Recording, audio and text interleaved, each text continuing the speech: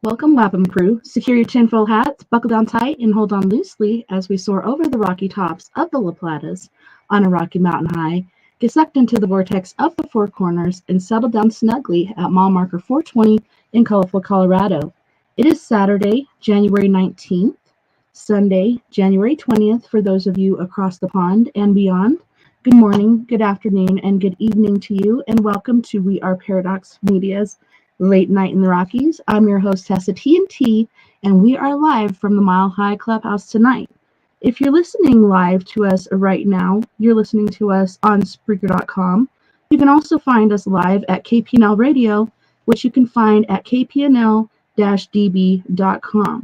Also, in your free time, when you're working out, or working it, feel free to listen to us at Spreaker, Spotify, Apple Podcasts, Google Podcasts, iTunes, iHeartRadio, CastBox, Tumblr, SoundCloud, TuneIn Radio, Deezer, Podcast Addict, and Podcast Chaser. Make sure you check out and like our Twitter as well as our Facebook. And you can also find us on YouTube. Make sure you like and follow us there, and make sure you give that bell a little tickle. That way next time we have a show come out, you will be made aware of it. So I hope you guys have had an awesome weekend so far. Thank you so much once again for joining us. And tonight, I have a treat for all my guys and gals out there. Tonight, we will be talking to Mr. Richard. Welcome, Richard, and thanks so much for hanging out with us tonight. My name is Robert, my dear. Oh, I'm sorry. Robert Righi. Oh, my goodness. Where did Richard come from? I don't know. We have to investigate that. We'll have to look into that. Definitely. Richard. Wow. Well, good evening, good day to everyone. And yes, my name is Robert Righi. And tonight I will be talking about demons and angels and my experience with both. And I'm looking forward to this so very, very much. It's been about a year, I think, since I have been on with Tessa. And I am looking forward to this so very, very much. Just briefly, something about me is that I do many things within the paranormal field, which is very close to my heart. And even closer to my heart is that I volunteer at many, many places around the country. Last year at this time, I was in New Mexico, and I was volunteering with some religious Catholic sisters on at a homeless shelter and soup kitchen in New Mexico. And I was with our Navajo brothers and sisters, as well as our Zuni brothers and sisters. And I was there from January 1st until the end of May. And it was a wonderful experience. I am here in Illinois now. I'm having some physical problems, and but those have been taken care of, or they're in the process of being taken care of. And and when at the end of March, then I will be leaving for Pine Ridge Indian Reservation in Pine Ridge, South Dakota. Oh, wow. So I am looking forward to that so very much. I did have. I don't like to talk about my ailments, but I had 15 polyps removed from my throat, and 3 of those polyps have some precancerous cells. I'm not supposed to talk a lot at this moment, but I really didn't do a lot of talking today, so hopefully my voice will be okay for the next several hours. Okay. Awesome. And And I'm sorry about what's going on with you as far as that goes. That's pretty crazy and kind of scary. well, it is what it is. You Yeah. know, we all go through physical ailments. With this COVID, this pandemic that is going on, and firsthand, my friend, that has really changed many, many lives of our loved ones Mm-hmm. and of our friends and such like that. And this COVID just doesn't affect one person. There's a ripple effect, as you know. It affects really everyone's loved one. It changes one's mindset. There's a lot of worry, as you know. There's a lot of silent tears. Okay, and but by the grace of God and or the universe, depends what you believe in. That I believe that everything works out the way it is supposed to. Right. Okay, you know, and sometimes we feel like we're going to. It's like, oh my Lord, I don't think I could go on and things like that, right? But we do find the strength. We do find the inner strength. And a lot of times the strength that we feel that we don't have, and all the ones that we do, I truly believe that comes from our guardian angel or from other angels. They can be heavenly angels, or they can be angels that are working in hospitals. People who come to our lives. And I believe that God or the universe, whatever you want to say, puts people in our lives for a very specific reason. We may not know of that reason this very moment, but in time we usually will. Okay, and so I do believe in angels. I believe in heavenly angels. I believe that there are angels walking on this earth to assist us. A lot of times they are in disguise of poor people, in disguise of the homeless, but they can also be in a person who's wearing a $10,000 suit also. Okay. And so in my experience with angels started many, many, many, many years ago. I'll be 67. I am 67 now. And so angels have been a very, very very important in my life. I believe that we all have guardian angels. Maybe not one, maybe two, maybe three, maybe four. Some of these guardian angels can be past relatives of ours who have passed, or they can be good friends of ours who have passed before us. And those angels are there to assist us in what we need. My friends, one of the questions that I get all the time is, what is my angel's name? And what I have suggested to folks is that you talk to your guardian angel. Ask your guardian angel what their name is. And in time, and in time you will find out. And my experience is that when you ask your guardian angel's name, and do it 2 or 3 times a day. Do it before you go to sleep. Okay. And a lot of times in my experience is that when I have asked people to do that, and then a name pops in their mind, it can be anything. Okay. Any name. And I truly believe then that is possibly the angel's name. But we all have guardian angels. Maybe one of people mine are Richard. maybe so, maybe so. There's there are, and people ask me, well, are they male or female? And you know what?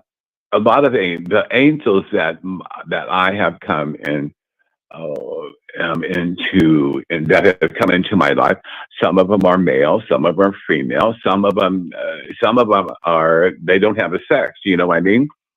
Some of them have wings, some of them don't. You know, it is us that we need to know the sex of an angel. That's just very important to us. Is it a male or female, right? And sometimes that's really not important. It's not. You know, I have two angels, a little baby. Her name is Mary Angelina. And then I have Raphael, the archangel. And both have been with me for many, many, many, many moons, as they say, right? And so I rely on my angels, you know. That, you know, one thing about angels is that just like with God, Jesus, God, you know, is that they don't mess with our free will. They just don't. Okay. And so a lot of times we make bad decisions in our lives, guardian angels, and God is still with us, right? And so they don't mess with our free will. One thing that you always hear stories about guardian angels coming to us, especially when we are in need. You hear about this all the time, about somebody has fallen asleep at the wheel, and you know what I mean? And then all at once they, you know, they're kind of doing the drowsy, they fall asleep, possibly, and something takes over the wheel, right? The person wakes up and it's like, oh my God, they could have been killed. You know what I mean? And so I believe at times that our guardian angel will, you know, will intervene and assist us and to help us. Okay. And like I said, our guardian angels and all angels are around us all the time, you know, and, you know, like I said, in my experience, the angels are always with me. I rely on them 24/7 for assistance and for help. And a lot of times we don't want to listen to them because we think that we can do it on our own. We think that we know best, right? And a lot of times we need to listen to our guardian angels. And in doing so, they will never lead us astray. Never. Okay. They are there to assist us. They are there to help us and such like that. And I know that there, like I said, there are many, many angels who are in the disguise of poor people, street people, people who are living in homeless shelters, going to soup kitchens. Maybe you'll see them on the streets, just sitting, you know. And when I walk, and my spirit will urge me, if I walk by someone who's sitting on the street corner or sitting by a 7-Eleven or a Casey's or whatever type of little mini mart, and they're just sitting there, and I acknowledge who they are, even if I don't have a dollar to give them, right? So what we can do is that we can acknowledge them. Hi, how are you doing today? You know, and those types of things, you know. And that's one thing that Mother Teresa of Calcutta said, that we need to acknowledge our brothers and sisters if they're living in rags, as she said one time, or if they're wearing a $10,000 suit. Okay, so we need to acknowledge sometimes that when we see somebody and your spirit urges you to smile at them, smile. Maybe they're having a bad time. You know, maybe they're having a bad time that very moment. Maybe they're having a bad time in their life and such like that.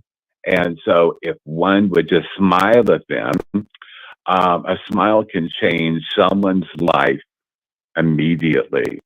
If someone is contemplating suicide, we may not know that, right? But we can sense or feel maybe something's wrong. And if you just smile at them, that smile can change their life completely, you Yeah, know? and even if you're wearing a mask, you know, they can see it in your eyes when you smile. And my daughter Right, and I were having a conversation like the other day. She's 17, and a lot of times there'll be homeless people there at the stop sign when you're leaving Walmart and stuff. And she was talking about, you know, how awkward sometimes it makes her feel, and she'll divert her attention or look away or whatnot. And I was saying to her, you know, a lot of times they just need that acknowledgement or to feel human, because people look down on them and, you know, treat right, them roughly, and they just need to, you know, a smile and wave, or if you're walking past, like you said, say hello, how's your day, or whatnot. It right. really does help, I believe. It does very much so. So if we can acknowledge our brothers and sisters like that, you know what I mean? Because acknowledge them acknowledge them, then um, that they are a human being, that they are not, that they, like I said, they're having a rough day possibly, and so just smiling at them, saying hello to them. I have never said this to anyone before, but many, many, many, many years ago, I was very. This was probably when I was in my late 20s, 30s, living in Florida, and I had almost everything, and so it's like that, right? This gentleman, and it was a hot day, and I am ashamed of what had transpired, and I will tell everyone that it was hot, and I had the water hose out there, and this gentleman comes up, very, very hot day, and as I look back, immediately when I did not respond to him appropriately, I thought he was an angel, and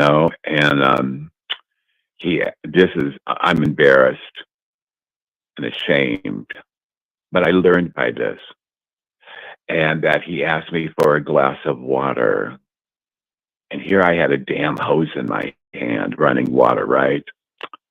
And I said I didn't have any. And it was Wow. like, oh my God.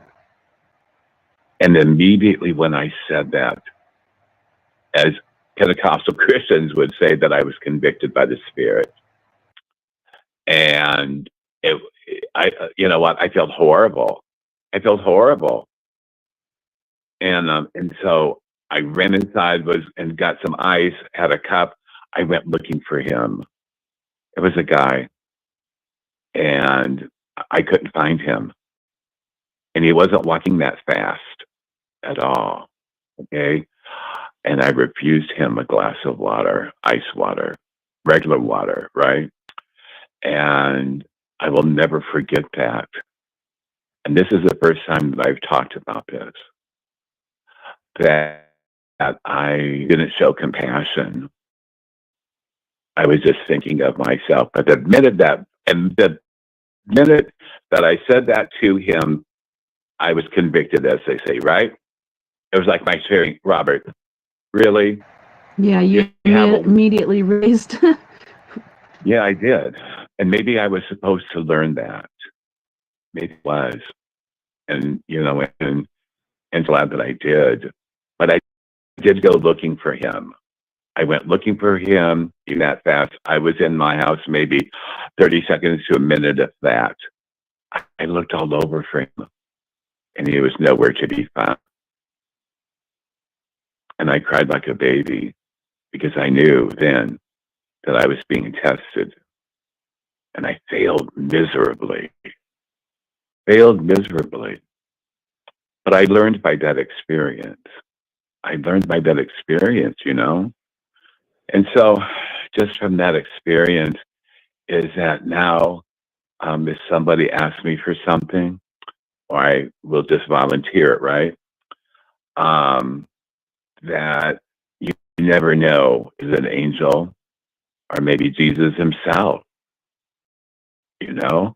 And so I did in my heart immediately, after trying to find this gentleman, immediately I said, oh my, please forgive me.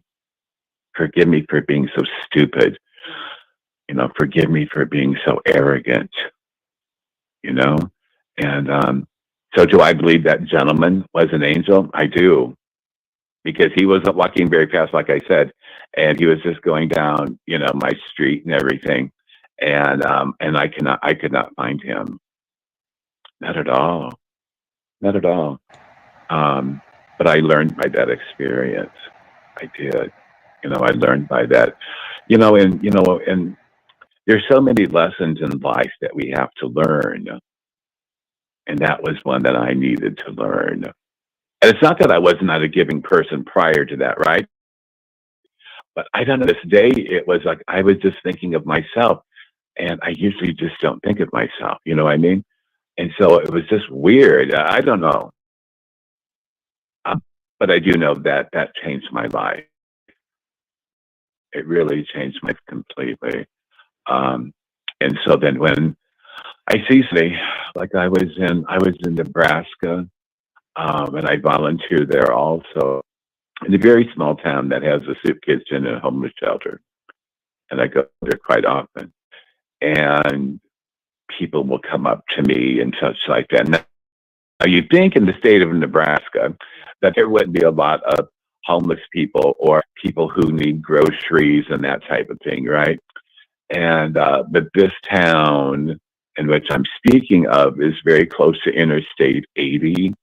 Okay, so a lot of people come off the interstate and looking for something because there's a big sign, homeless shelter, soup kitchen, and such like that, right? And and so we get a lot of people coming in from all over the country and such like that. And and we're open 6 days.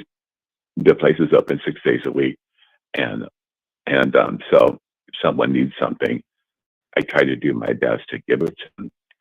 Also, when I was in New Mexico, and the homeless shelter and soup kitchen was just right off of Interstate 40. Okay, and so we would get people who needed assistance and such like that. So we tried to help them as much as what we could. Okay, but again, we all fall short of the glory of God. We all fall short of the universe. We do. You know, we're human beings. We do things that we're ashamed of. We do things um, that we need to learn the lesson about. And so in that instant, I learned. And so now when I see someone that, you know, I was in Lincoln, Nebraska, and and my friends and I had stopped by a mini mart, like a Casey's or something. And there was a gentleman that was sitting right next to the door, a very hot day. He didn't have a sign or anything like that. But I looked at him and I said hi to him, and he put out his hand and such like that. And so I shook his hand. But prior to that, I just noticed people just going by him and not saying anything. Now, could could you imagine, Tessa, and my friends and my brothers and sisters who are listening to this, that if that was you sitting there, by the doors of a mini mart or Casey's or whatever, right? And you're sitting there and people pass you, how would that make you feel?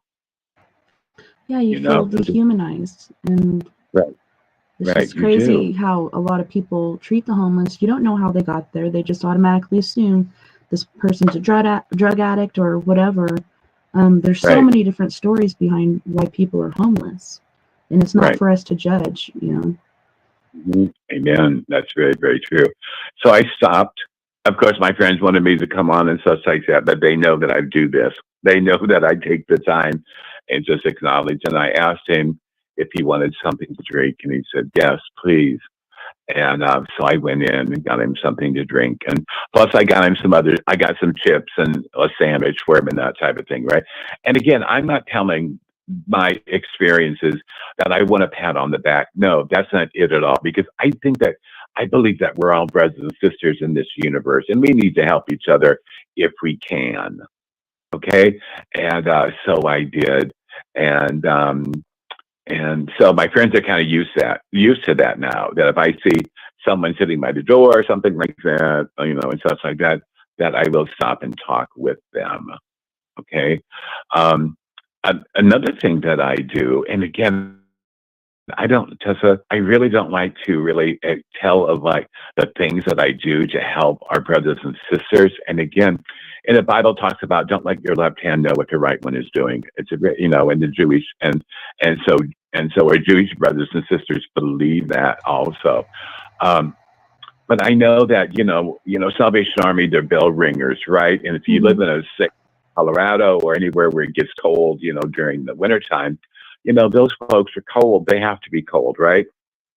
Yes. Some of them volunteers or other people are making a couple bucks an hour, whatever it is, but that doesn't matter to me.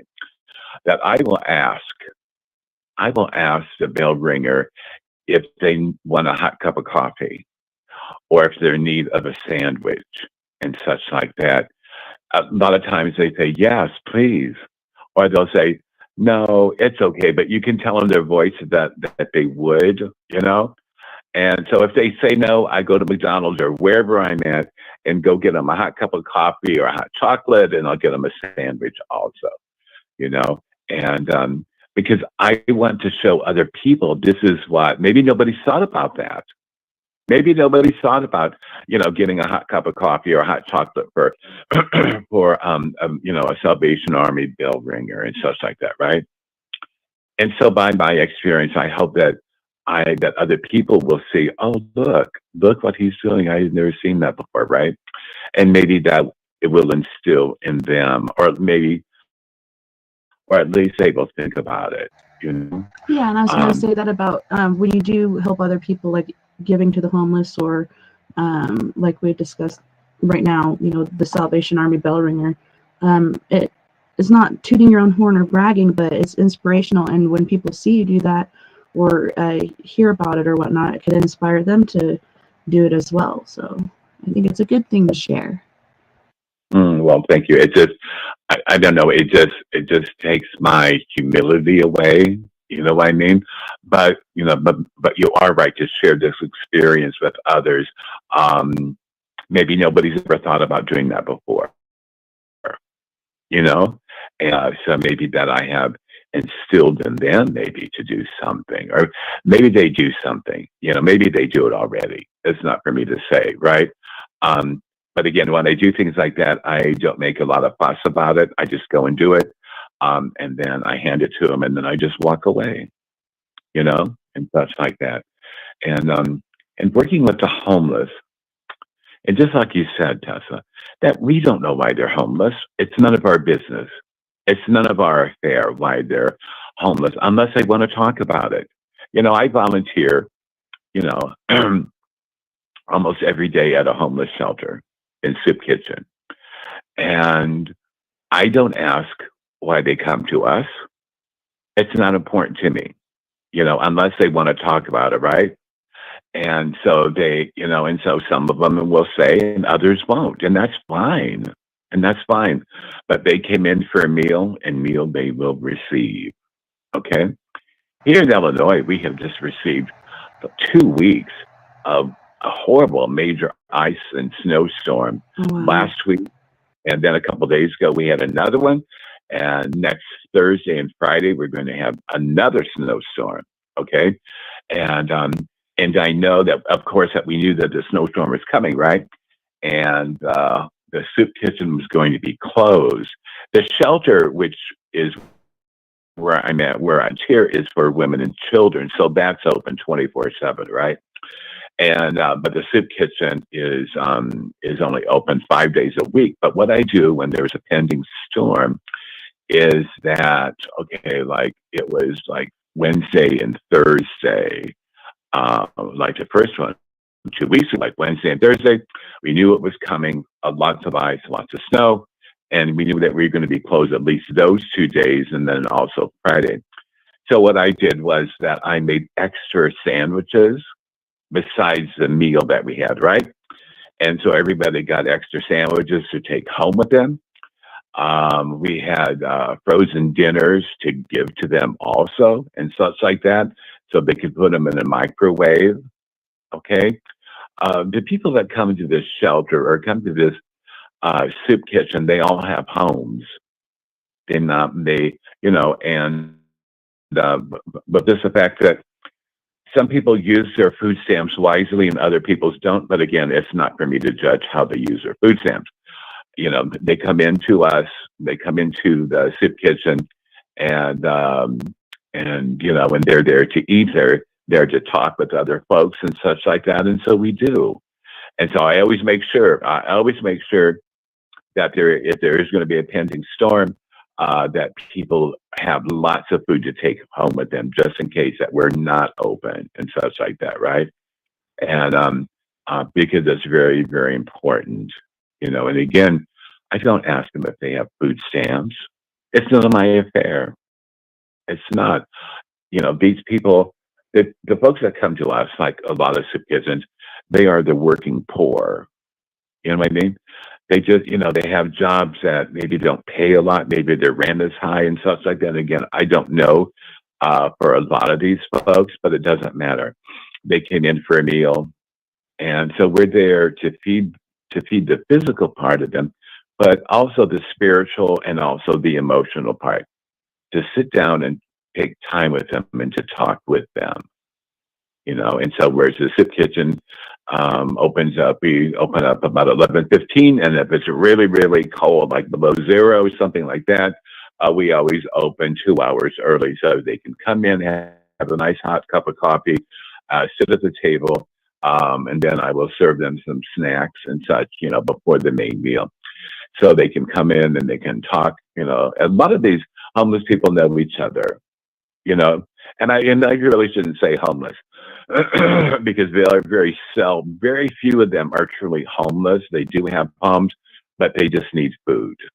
Okay, and so they come in and they will sit down and chit chat, and they're very very pleasant to me.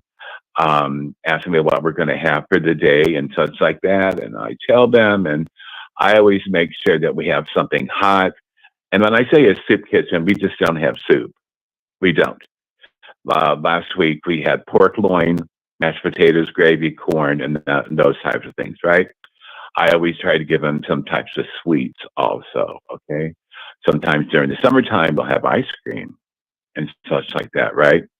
And so I try to be there for them in every way that I can, And even when we're having a rough day, just imagine what our brothers and sisters are going through. So our roughest day may be a day of joy to them. You know what I mean? Because we don't know what rough days they are having. And I don't ask. If someone wants to talk to me, I'm very open to that. But again, I do not pry into one's business either. I am there to show them love, to show them compassion. Okay. And just like in New Mexico, working with our Native American brothers and sisters, and a lot of them were drunk when they came in and such like that. And even with all that we're all brothers and sisters, I don't, we should never judge why they drink. You know what I mean? We should never judge that. They came to us for a specific reason.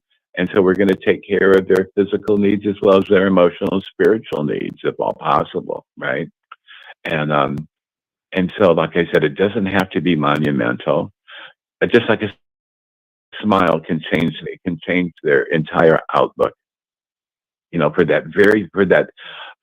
those very minute seconds that someone smiled at them, someone acknowledged me, somebody gave me hope, and maybe they don't. You know what I mean?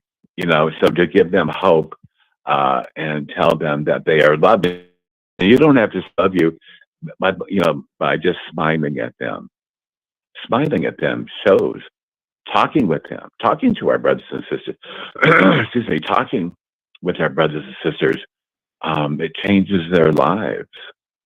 I may never see that person again. That person could be an angel. I don't know. You know, um, and so I may never see that person again in this lifetime, but sometime in the next lifetime, I'm sure that we will. That I will. A lot of times, my brothers and sisters who are listening to this, it's much easier to be nice to a homeless person on the streets. But sometimes it's most difficult to be nice to our loved ones. You know what I mean? Um, I know a lot of families now are just tore apart because of this COVID thing. America is being so divided. You know, should the state be doing this? Should the state be doing that? Mandating masks and stuff like that. Finally, here in the state of Illinois, the governor has lifted that. The governor has lifted the mandate on masks. Now it's optional, and Mm. yeah. And well, it's supposed to take place on the 28th of this month, but um, it's getting relaxed by the day. It is. And, people have had enough. We're social beings, right? We need to see smiles. We need to see people's faces. We do. You know, we have, within the past 3 years of this COVID, it has really changed America a lot. I think that what happened, what has transpired, um, we may not feel the effects of it now, but later on down the road, I think that we will, because I think we raised children during this pandemic in a not very good way. Children, because they're social beings, right? And so we need to hang out with our friends. Children need to play with other children. Senior citizens should never be stuck in a home, you know what I mean, where they cannot at least see their loved ones. They can't Hmm. go outside and do those types of things. Yeah. Um, and so I think maybe in 50 years, maybe 100 years, I don't know, I could be wrong, that I think that the next generations down the road, 50 or 60 years from now, are going to say that those people handled the COVID pandemic terribly. I think we're going to be judged terribly in how we handled it and how I don't want to get real political, not at all, but it's just the fact, I think that people, people, people folded up too quickly. The Christian churches folded up quickly. You know what I mean? Yeah. Churches were closed, and, there's always a separation of church and state. During the Spanish flu, okay, no churches were closed. None of them were. You know what I mean? And, were masks mandated? No, and such like that, right? But anyhow, that was a different time. But but it seems so strange that the churches would be closed of all places. Some of them were closed, right? And the other ones that weren't closed, I know that there was a lot of pressure from Yeah. the local And people were board. getting arrested too for doing it. Right. And I know personally that when the COVID just hit in the spring, that I went to Good Friday services at 3 o'clock at my Catholic church, and the doors were locked. But there were people inside. That's weird. I know the priest was inside with about 5 other people, and I wanted to come in there because of Good Friday services, right? And they said I could not come in because of COVID. And it's like, oh my God, you're kidding me. So I prayed outside the doors and such like that. And I and that changed my thinking a lot. It really, really did. I was hurt, but there was a lesson in that in life also for me, that one should never take our churches for granted. If you go to church, you know what I mean?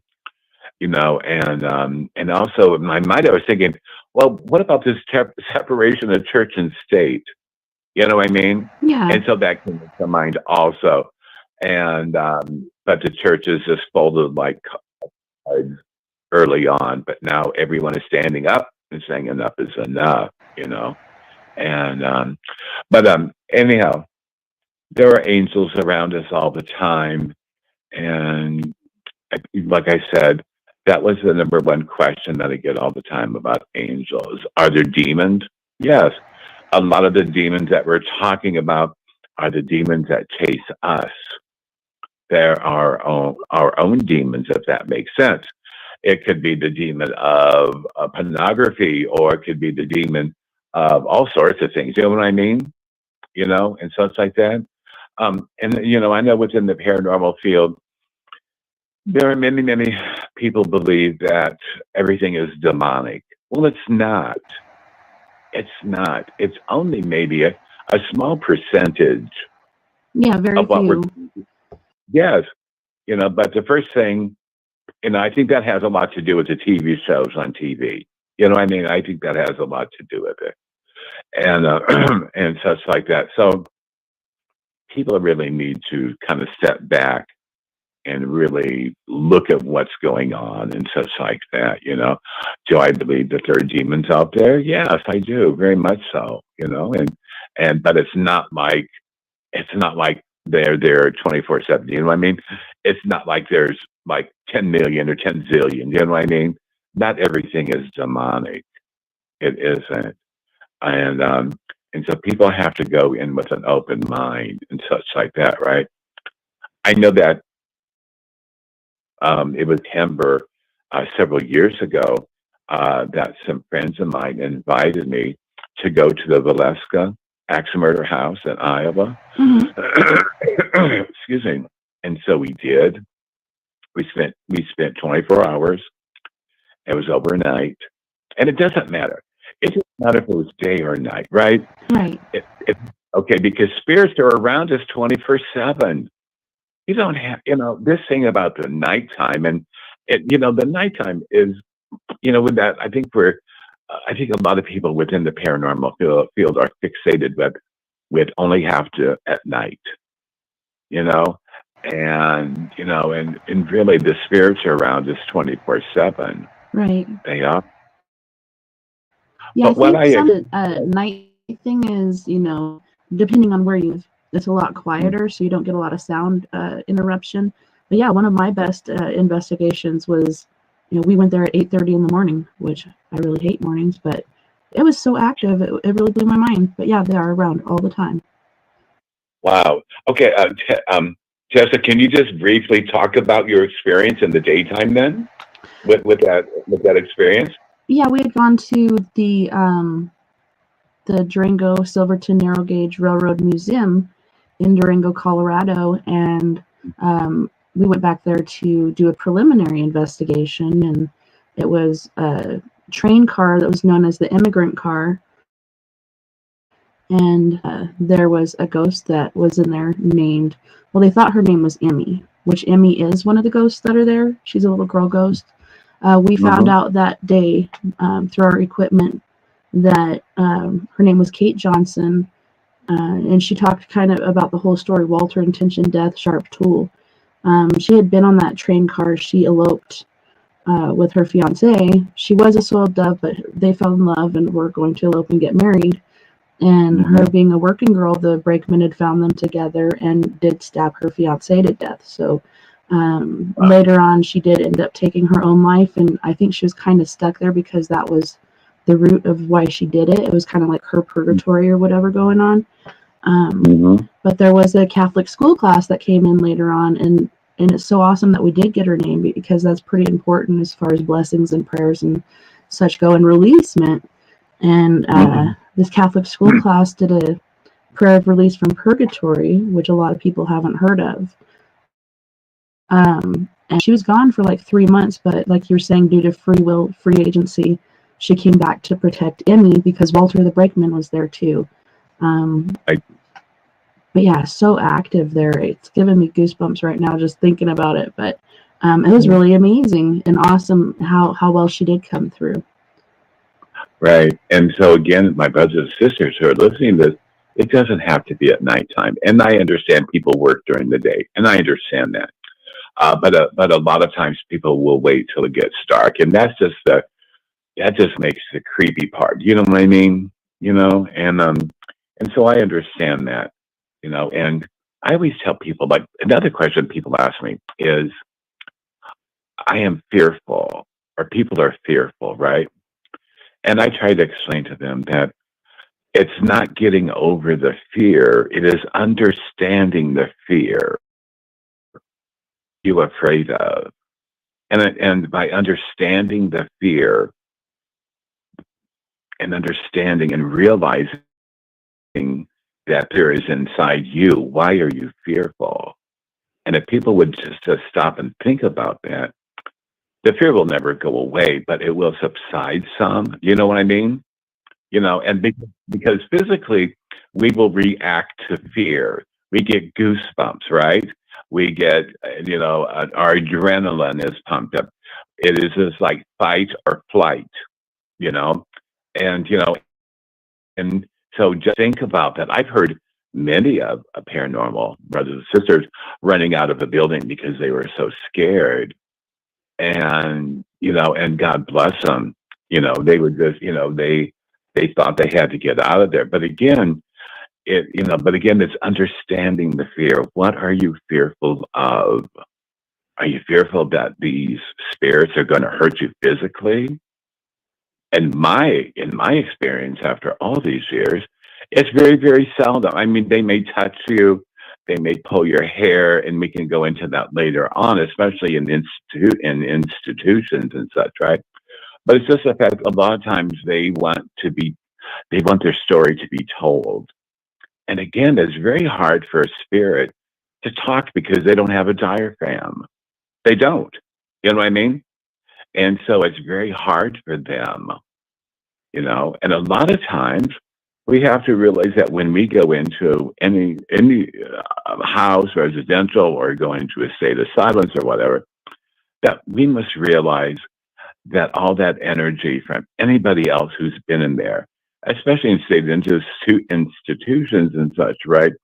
That all that energy in there that's been imprinted in there, right? And so, but just think about and learn about the history of these places. I've been in many state hospitals when they were still very active. They were running, right? And so I know and I saw firsthand how our brothers and sisters were treated in these state asylums, in state hospitals and such. And it wasn't pleasant. It wasn't nice. It was inhumane how these folks were treated. It was horrible, horrible situation. These people never wanted to be there. They were left there at the times as babies, as young adults, as young children, and such like that, And so one must realize that we need to find out about the history and what went on within these places, Yeah, I like to go in generally the first time somewhere cold, not knowing, and seeing what I pick up, and then doing the investigation into, like you said, the history, because it's amazing the things that do pop up, whether it's residual or urgent. It's pretty awesome. It is, and a lot of times when I go in cold also, right? But when it comes to these state institutions of where I worked at these different places, many of 5 different ones in my lifetime when I was younger and such, and and what I experienced in these houses really of torture, really, and just understanding of what our poor brothers and sisters went through. It wasn't nice at all. It was horrible. It was horrifying and such like that. And again, God made us to be social beings, but to be around 150 people who, let's say that they are mentally ill, and maybe that when we were dropped off there, maybe as children, that we were not mentally ill, but because of some reason, the parents just dropped us off. Right? Well, before you know it, we become mentally ill ourselves. Okay, and being social animals, we need that human touch. A loving touch, not a slap, not having your hair pulled, nothing like that. But being social animals, we need that human touch to survive and such like that. And so I tell my brothers and sisters, when they go into these institutions, be very compassionate of what our brothers and sisters have gone through in those places. They were horrifying places. They were not pleasant. They were not nice at all. Yeah, it's pretty horrific what happens there. And then I was watching a show this last week, the Foreman Brothers, and it was before they became really big. It was one of their original ones, and they were talking about, well, so-and-so's grandma worked there, and she said she went to you, and the only thing that made her uncomfortable was that she was around a bunch of disabled kids and stuff, and it was kind of weird to her, but she didn't witness anything bad. Well, of course, she's probably sitting in an office or off to the side or something somewhere. She's not on all floors. She's not witnessing everything because there was a bunch of dysfunction and abuse and mistreatment going on in there. She just wasn't really privy to it. And I think that does stick. It does last and hang around there. It does, because the energy is imprinted in those buildings. very much so. And when I hear, and I don't watch these shows anymore because they just drive me nuts. But just the fact when people go in and try to provoke, that's just wrong. That's just like me coming into your house and provoking. You know what I mean? People should not do that. Yeah, just because You they're know? on the other side doesn't mean they're not people too, because they are just like you and me. They just are without a body at the moment. Right. And they want their story to be told. But again, if they're mentally ill or if they're mentally challenged, how are they able to tell their story? They're not at times. And so when people get their hair pulled, maybe they get scratched, it's not that the spirits are doing it to be mean or malicious. It's just the fact they want your attention, and that's how they got attention or try to Hmm. in institutions. I know firsthand of being in these institutions and experiencing what I did. Many a time I went to the superintendent. When you go into a state asylum, like I have, like in Iowa and different places, and you see the abuse and emotional abuse as well as physical abuse. I went to a superintendent or went to my supervisor many times and said, listen, this is what's going on. You need to, you folks need to stop this. And the superintendent goes, Robert, you are correct. There's a lot of abuse going on. But I remember one superintendent saying to me, this is what happened for the past 100 years. It's not going to change tomorrow. Why? And I thought that, and I thought that, and I thought that was a shitty attitude. It was horrible. Yeah, it I just know takes that, one person to start the ball rolling as far as change. I know that one time it was in Iowa, and I was there for 6 months, and I was assigned to a ward. They call them wards or units back then, right? And the state hospital had over 3,000 people, human beings, right? And so I was on the first shift. There was 150 men on one floor, and there was like 3 floors, right? 150 men, and there was only 4 workers. Okay, we were called child development workers. These were not children; these were adults. Some of them had the mind of a child, right? Okay, and the way when you have 4 workers for 150 people, it. I know people get frustrated. The pay back then was not. It was not good at all. It wasn't. I know before I heard of stories of people who had worked there for 30, 40 years, right? Sometimes the state didn't have any money to pay them, so they paid them in beans or corn, you know?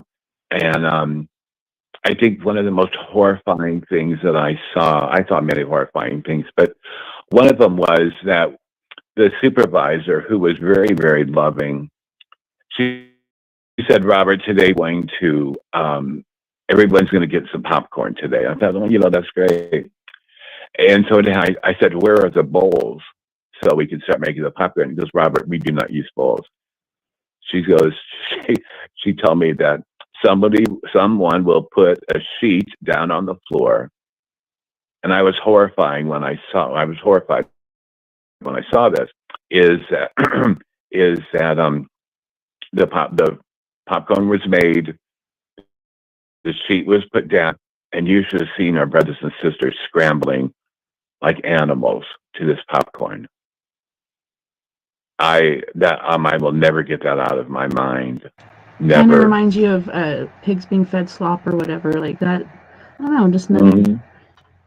another Right. corner to cut. How much are bowls? Yeah. Right. And also that when they wanted to go outside, they were tethered together. They were tied with ropes one to another so they wouldn't escape. Wow. That's not that's not fun being outside like that. No, Not at all. your free time is You would not free. right. It's not. You know, granted, when there's 4 workers and you have to, feed them breakfast, get breakfast ready and such like that. And a lot of the people, a lot of the units that I was on, or the wards as they call them, that they did not go to the dining room, that the meals were brought to them by these tunnels. Oh my God. They had miles and miles of tunnels that led to like the med center or the infirmary, or to the morgue, or to the cafeteria. So the meals would be brought to us, right? And so a lot of our brothers and sisters were not able to feed themselves, and so they would just put the meals down in front of them and then walk away. And these people were hungry. That's so So sad. think about when you have 4 workers there, right? We had to bathe them in the morning. We had to feed them in the morning, and then at lunchtime and such like that, right? A snack in the afternoon, and 4 workers and 150 of our brothers and sisters. It was difficult at best. It was. And so a lot Definitely. of these people, a lot of them were never given utensils. Never. Hmm. They had to eat with their fingers and such like that. We had a lot of people that were suffering from pica, which is a syndrome or disease that they will eat anything, nails, glass, anything like that, right? And so one had to be very, very careful. Nail, And so, dirt, but just anything. trying to, anything, their own feces, Mm. drink their own urine. Some of them were in, back then they just said diapers, you know what I mean? And the smell was horrendous. It was no air conditioning in these buildings, okay? And so the windows, especially during the summertime in Iowa, it's very, very hot and humid, very hot and humid. And so there's no fans in there whatsoever, you know what I mean? And, but just I try to help them as much as I could, but even Yeah. with that, I was restrained doing a lot of things. And that opened my eyes so much. I remember that on my days off, I had like Sunday, Monday off, right? And so what I would do, I lived right on the property. There was a big brick building for people who came to work there from out of state, right? Hmm. And so I lived in called employee housing, which at one time housed our brothers and sisters, right? Right. But the state had come in and put nice bedrooms and everything. We had our own kitchen and stuff like that. Had our own shower, right? And so on my days off, the closest big town was Des Moines, and that was like 50 miles south Hmm. of where I was at. And so basically, I just walked around the state grounds during the day when I had my day off and such. But at night, I would go down into the tunnels. And what I experienced there, the tunnels were, Well, I'm going to cut you they off right were, there because we do have to go to our first music break, but I'm super okay. excited to hear about that. Um, Mhm. so on this break, we have Mr. Britt Casey from Boston, and he's going to be singing Mr. Selman. We have Nonie Toria from Ghana, South Africa. She's going to be singing Gabon as well as Kaki. And then we have King Cinnamon from Biafra, Nigeria, and he will be singing Fantastic. You guys don't go anywhere. We'll be right back after this music break. Hello? I'm trying to call my baby, but it's poor reception. She ain't picking up. Hello? Hello? Listen, Mr. Operator. I've been up all day and I'm trying to dial my baby's number. See it only rings straight to the machine. 617. Now I know something must be wrong with this cell phone, 'cause my baby knows she wouldn't hang up on me So tell me what's going on. See, most of the time, phone only ring twice. How you doing, boo? Cool, how's your date? Nice. Now she ain't picking up, plus a text her. Put it to your plane, she's the one to get next to. It's not just the way it's all day with affection. I'm hoping this detection is poor reception. Straight to the machine, mean it's like clicking my call, get connected quick.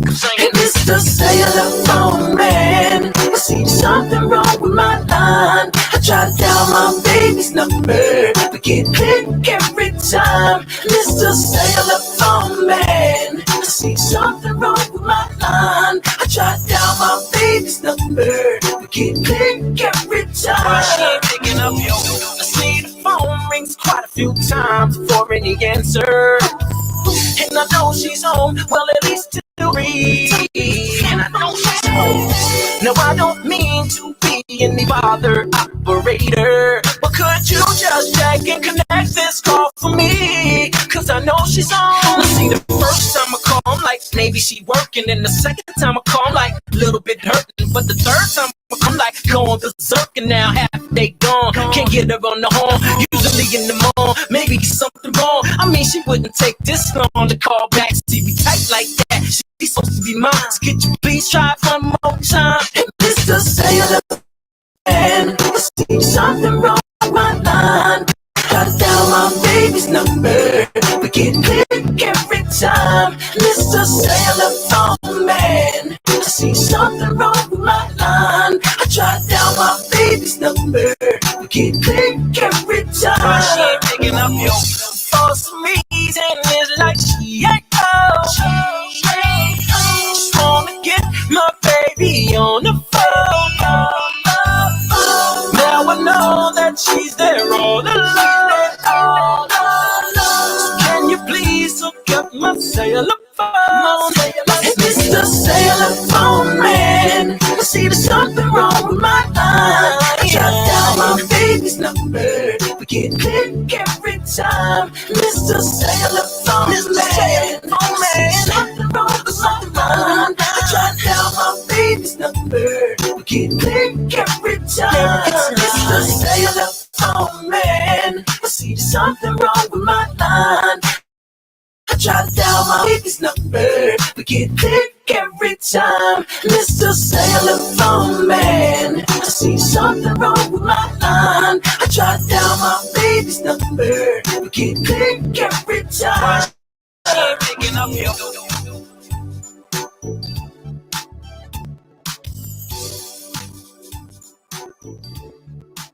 Why she ain't picking up, yo?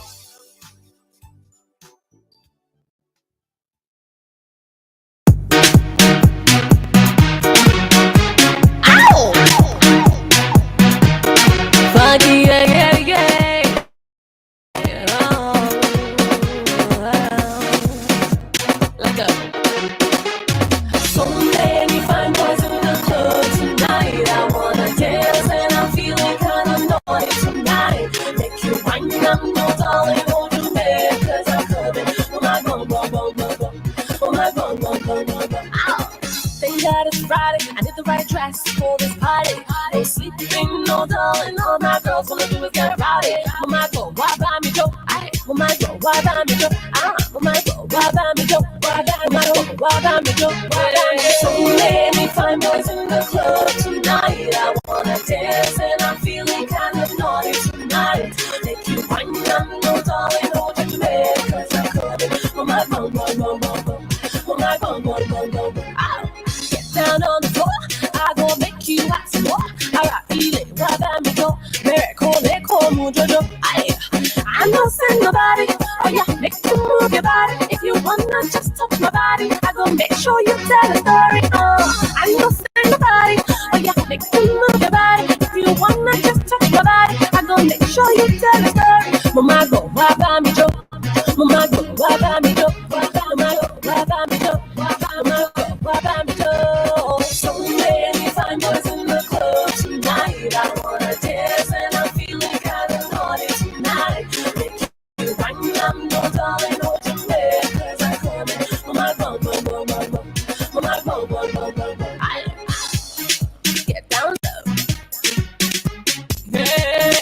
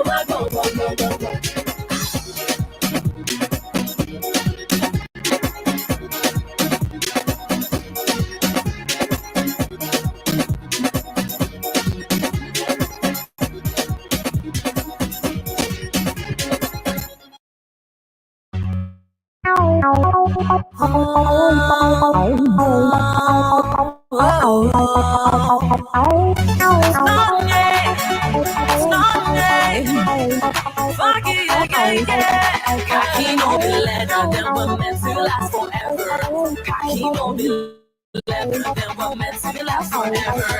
Cocky on the leather, then we're meant to last forever. Cocky on the leather, then we're meant to last forever.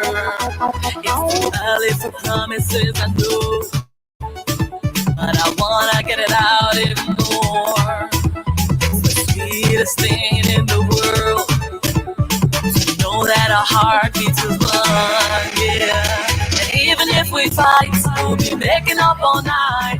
But waiting God don't put together, man can put asunder, asunder, asunder, yeah. Love you,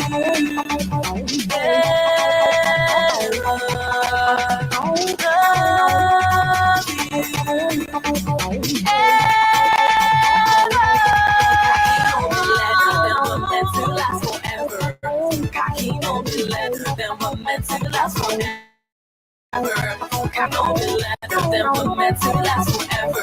Cocky on the leather, then we're meant to last forever.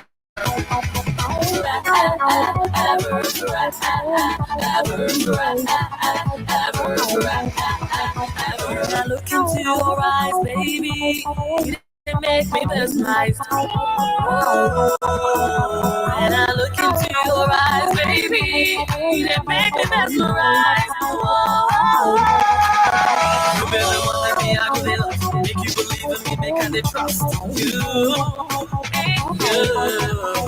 You better want to be out there, believe in me, make I trust you. Oh, when you love you.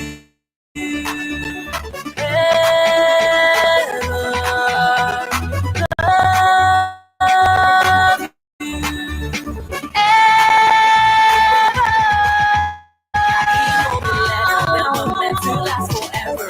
Cocky on the leather, then we're meant to last forever. Cocky on the leather, then we're meant to last forever.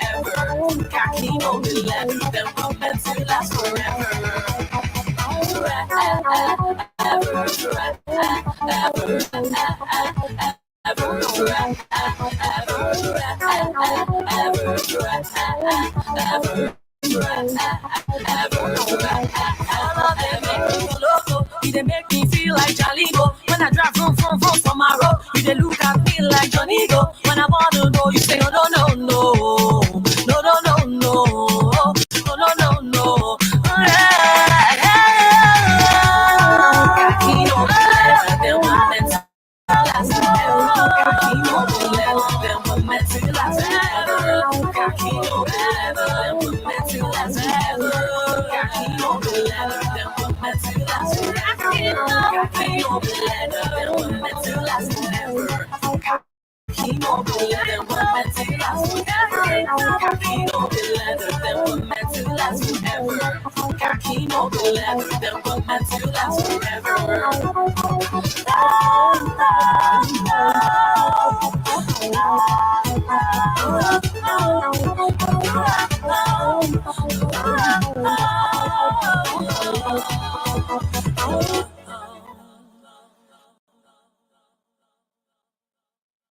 We spoke on the like my water bam bam. King cinnamon. Oh shit, baddest.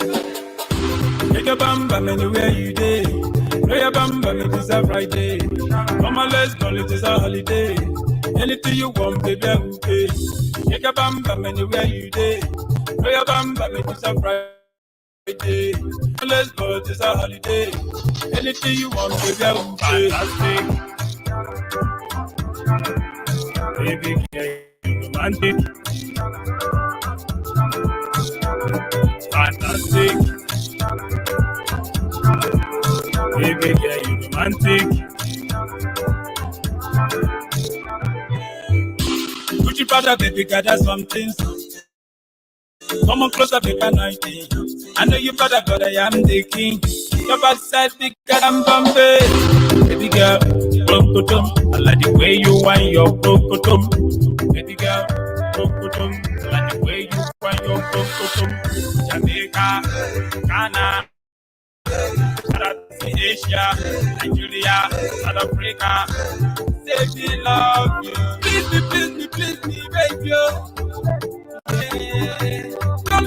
turn up from you.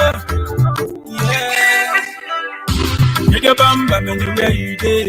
Throw your bum bum it's a Friday. Come on, let's call it this day. Anything you want, baby. Okay. Take your bum bum anywhere you day. Throw your bum bum it's a Friday. Come on, let's go, it's a holiday. Anything you want, baby. Okay. Fantastic. Baby girl, you romantic.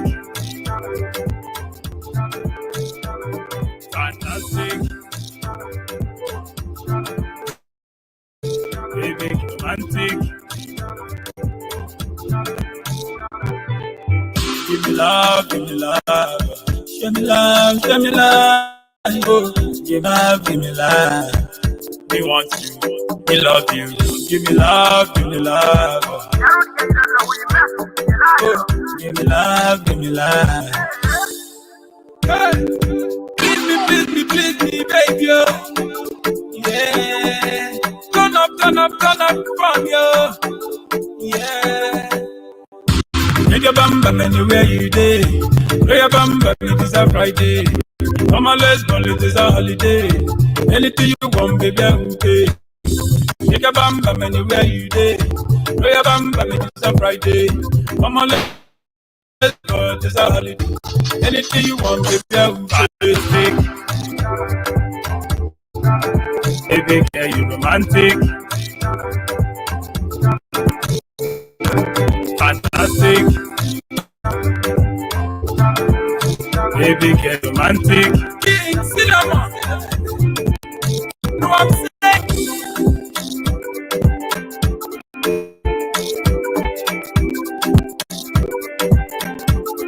We spot on the mix.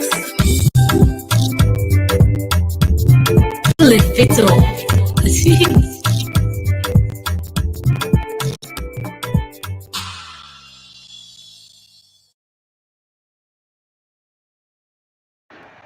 Well, welcome back, and thank you so much for joining us this evening on We Are Paradox Media's Late Night in the Rockies. I'm your host, TessaTNT, and we have an awesome guest this evening, Mr. Robert Righi. Thank you so much for coming and sharing your stories with us tonight, Robert. It's been awesome. Well, thank you so very much for having me on. I appreciate you so very, very much, my dear friend. And for everyone who is listening, welcome, welcome. Yes, and we have a new listener and a person in chat, and she shared her story earlier when we were talking about homelessness and such, and she said it's her first time listening. Her name is Jemima, and she's from the UK, and she was homeless when she was younger. She's not ashamed of her past, led her to be the person that she is today. She had a drug problem, and life went to shit. She got clean, had a son, and grew up. Now she's just addicted to the search for knowledge and truth about everything extraterrestrial. And she's looking forward to being a part of this community. And I just thought it was really awesome that she came across the show this evening in particular. Well, welcome, Jemima. Welcome, welcome, welcome. And you know what? That we should never judge at any time, but especially for our brothers and sisters who are in homeless shelters. We don't know what's going on in their lives. You know, granted, do we make bad decisions? Of course we do. I mean, but to learn by those decisions. Sometimes people end up in a homeless shelter or on the streets, not because they have done anything. A lot of times, people who come into our lives, the people who we have allowed to come in our lives, have set us up and have used us and abused us. Mm-hmm. Exactly. You know, and so we all need to take time. And Jemima, I'm very, very proud of you. Very, very proud. I know it was a struggle, you know, and praise God that you're doing beautifully now, you know, and your thirst for knowledge is wonderful. Your thirst for knowledge is not coming from a bottle or from drugs or anything like that. But you have, and just like what Jemima said, which is very true, that sometimes we have to go through these experiences, all these horrible, ugly experiences, to find out who we are. You know, and that is a process. And for me personally, I find out something new about myself almost every day. Right. you know? And so life is a process. We are never told that life is going to be easy because it's not. You see all these billionaires with everything they have. I'm sure that there's a percentage that are very happy, and they're probably, give a lot of their money away and they volunteer and stuff like that. And God bless them. But money and material things doesn't bring happiness. It doesn't bring love, you know? And so again, we should never judge anyone who is homeless, living in a shelter, or living on the streets, because we don't know what their story is. We don't know what they are experiencing. Yeah. And such like.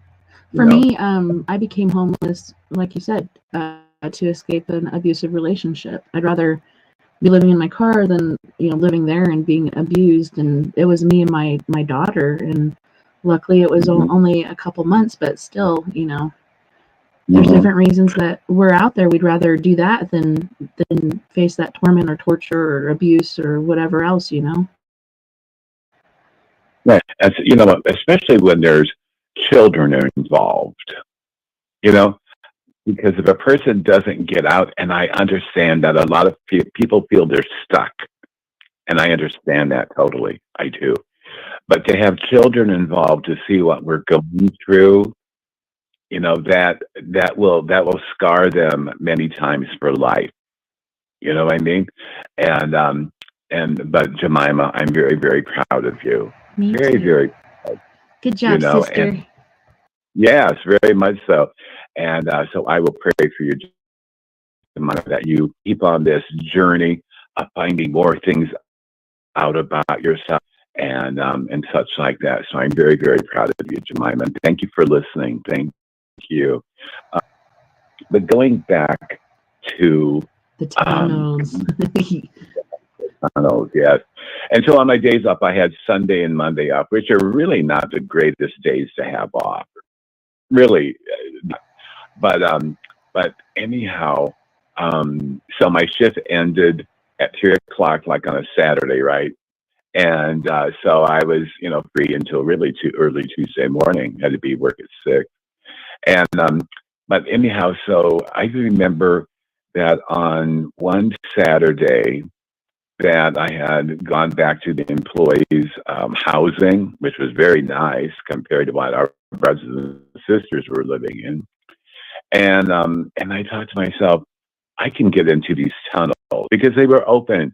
We all had keys and such like that. We all had name tags, that we wore around our necks and such like that, right? And so a lot of the security knew who we were and such like that, so there was no problem. So there is a tunnel leading from the employees' housing, and because at one time, like I said, that it was housing for patients there, okay? And anyhow, so I decided just to go down into the sub-basement. There was like a basement, and then you go down probably 10 steps, 15, whatever it was, and went into a sub-basement. And then you walk a little ways, and then you unlock the door, and there is a tunnel. And the tunnel had signs in it. I remember of where, like, to the morgue, to the infirmary, when those types of things in different places. And so I decided to investigate. I decided to investigate for myself, right? And so again, it was like 9:00 at night, and but just going down there, like I said, the lights were dimmed, and the lights were maybe I would say maybe 100 feet apart, maybe 200. So it wasn't like the whole tunnel was lit up, right? And so I thought, I wanted to go to the morgue. And how I got there, in fact, I got lost within this tunnel system. Oh, no. I did. I got totally lost. I did have a flashlight. Back then, there were no cell phones, of course. And, but anyhow, I had a flashlight with me. And I really, after 2 hours, I ended up in the morgue. Okay, so we're talking like 1974, 75. 76, in that era, right? And the state hospitals were just really going gangbusters then, And I just remember going there, and I remember hearing things, hearing screams. I felt that somebody was walking behind me or with me. I felt their presence. Okay. And did I get scared? Yes, because it's a human emotion, but I wanted to experience that, you know. I was pushed, but just being down in those tunnels and went to the morgue and to see what a morgue within a state hospital system looks like, it was just horrifying. And I know that I have said that word many times, but it's true. Sometimes, my brothers and sisters, you just can't find the words. Was it heinous, hideous? Yes. Was it creepy? Yes. You know what I mean? And when I walked through the door to go into the morgue, it was very cold. But again, it was way, way below the surface. You know what I mean? And so, of course, it would be cooler. And I just remember seeing all these refrigerators and such like that. And I remember opening one of them, and there were bodies in there. There were bodies in there, and they were going to be buried. I don't know when. But again, when there's 3,000 patients, of our brothers and sisters on an institution like that, that I didn't know who these people were, but I just knew that they were someone's brother or sister.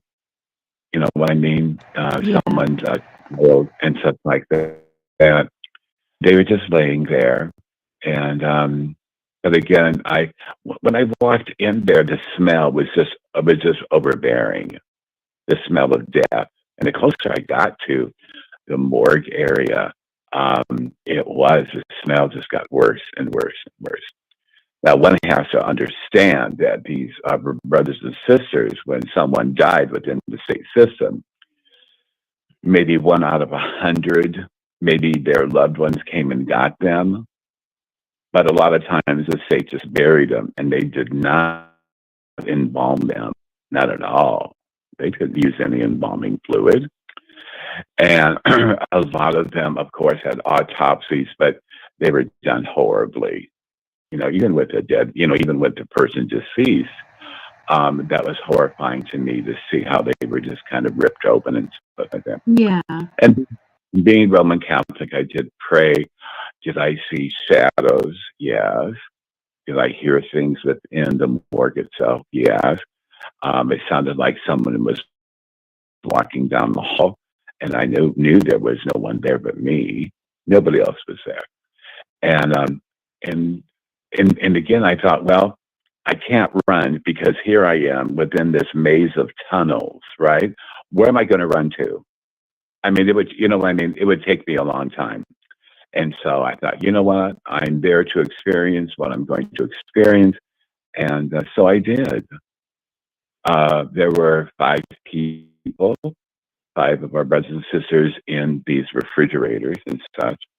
And so I said a prayer at their side, each of them, and praying that God would pass them over, not pass them over, but but pass them on to another life, And but again, just being down there, I was probably in the morgue maybe half an hour. I looked at the instruments they had used and such like that, and a lot of them during that state system and such, that the doctors, psychiatrists, scientists were fascinated with the brain. So a lot of them, they had, a lot of them had different body parts in jars and such like that. And that just wasn't right either, and but just being in there, and then after maybe 35, maybe 45 minutes, I saw what I needed to see apparently, and I left. but it was sad. It was sad, and the smell of death I will never get out of my nose, never. No. But just to smell that. And but again, these are our brothers and sisters also. My only consolation through all this is these people, they didn't have to suffer anymore. The suffering was over. And suffering was over within the physical realm at least. And so just to know these people didn't have to go hungry. They didn't. A lot of them had bruises on them. A lot of the bruising could have happened after they had died, and how they were put on the gurneys and such like that, right? But some of these bruises were old, and you can tell an old bruise, And so, how did these people die? I don't know. I mean, it wasn't. We probably had. I think one time I asked my supervisor how many people died a day within this institution, and I think she told me like 10 or 15 a day. Wow, that's a high turnover rate. Yeah, it was. But they always had someone else ready to come in. And so, like I said, there were about 3,000 folks there. Some of them were there since they were children. Some of these people that were there, this institution, were also Amish. They were also Amish. Really? Yes. I remember, but let's go back to the tunnels and then I'll go back to the Amish. But so then I left that room and locked the door behind me, and the things that I heard and sensed and I felt, and going through the tunnels, I wanted to go to the med center, to the infirmary. Now, I had a friend who worked a night shift at the infirmary, so I knew that he was going to be there, right? And so I had made arrangements that I was going to come to the tunnel into the infirmary, and so they said that was okay. And so then I went to the infirmary, it took me probably a good 45 minutes to go in the other direction of the infirmary, to get to the infirmary. And the closer that I got there, these sounds, they sounded like I was in, and I don't mean to be disrespectful to our brothers and sisters who were in the infirmary, but it sounded like a zoo of what I heard. It sounded like animals being hurt, a lot of screaming, a lot of moaning, a lot of people asking for help. And so I went to the infirmary, and my friend was waiting for me there because he knew what time I was going to get there. Hopefully I was going to get there in one piece, right? You never know. And but anyhow, and so I made it, and so I unlocked the door. It just seemed like one key unlocked every door in the place. It really did. And so I unlocked the door from the side I was on, and so I went in there and such, and so I walked through this infirmary. And when you think of infirmary or med center, one would think about their own hospital or medical, right? This was totally different. This was like half the size of a gymnasium. And a lot of our brothers and sisters were like in baby beds, but they were metal baby beds, and they had a top to them. Bars. I mean, they were enclosed in this, right? And the smell was horrendous. And but just seeing what I did, what I experienced in the infirmary, I mean, there were people that at one time, I hate to use this term, but back then that's what they used, was they were waterheads, they were hydrocephalics, of where their head was just huge, right? And what happens is that they had to have shunts put in to drain the fluids from their brains and everything. And but just to see our brothers and sisters like caged animals within, in that was very, very sad. And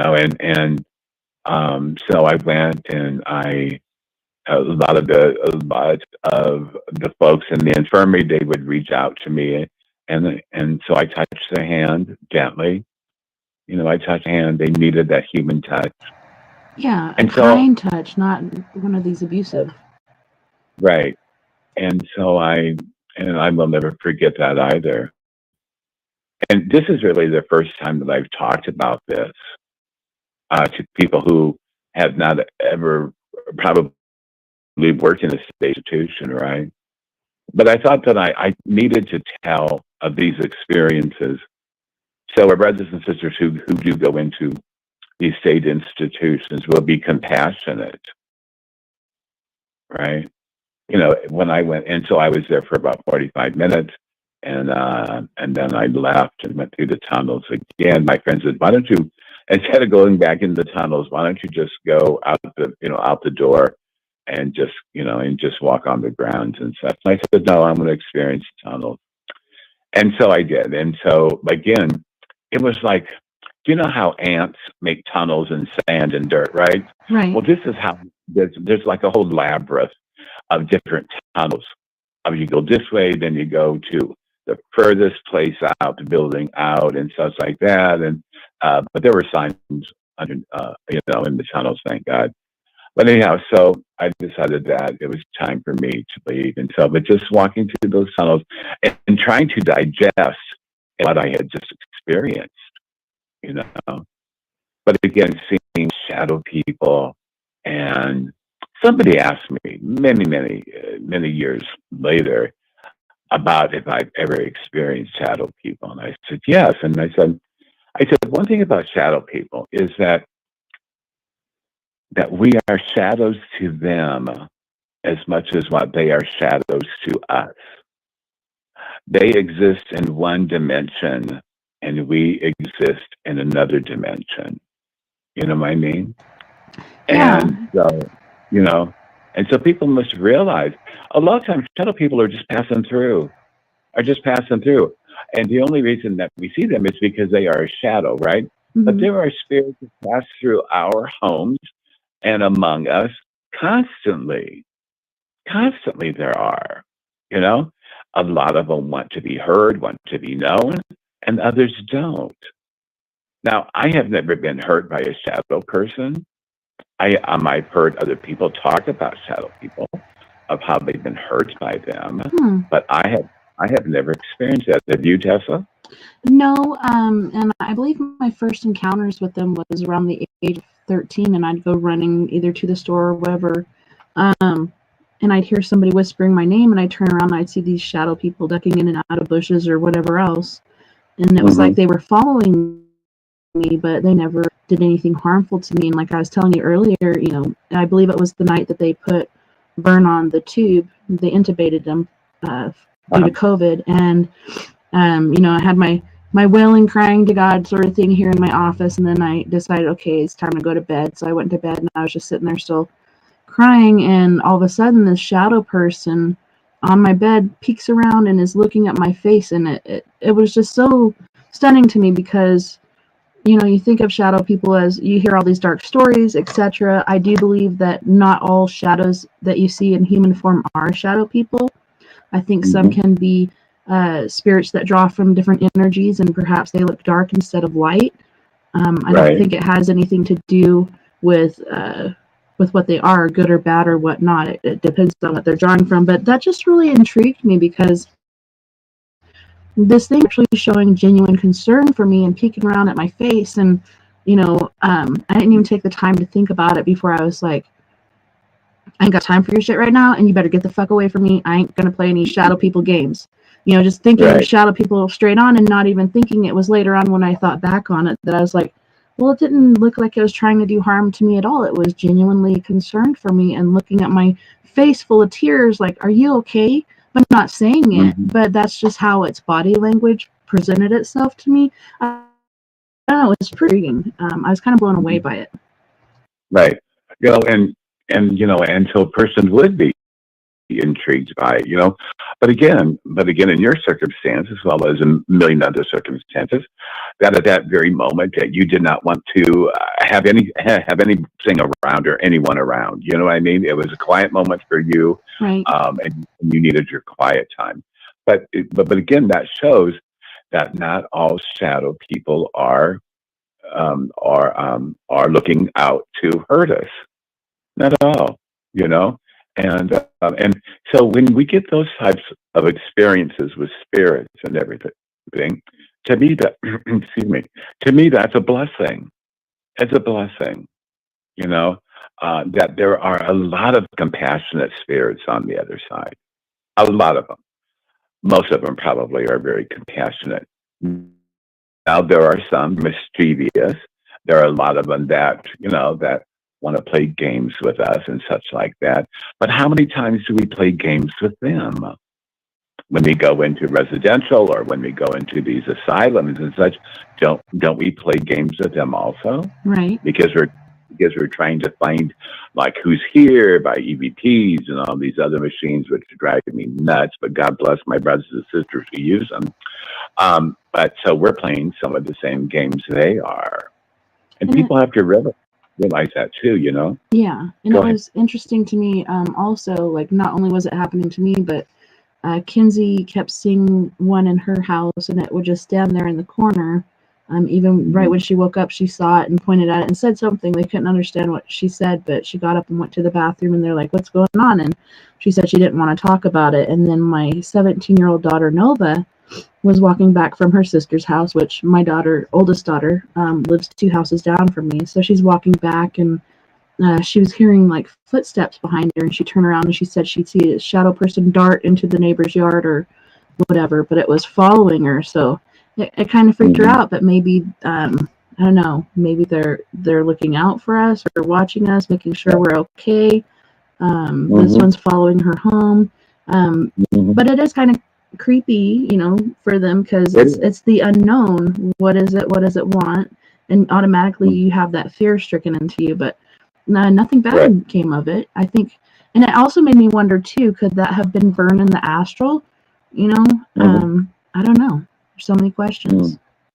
Right. You know, hopefully in time we can add all those questions will be answered, or we may have to wait until we die ourselves to have those questions answered, you know?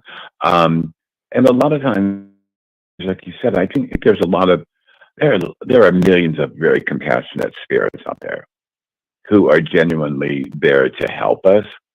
And like the ones that you saw kind of like peeking around the corner to see if you were okay and such like that. And, but I tell people that maybe one should not engage them. You know what I mean?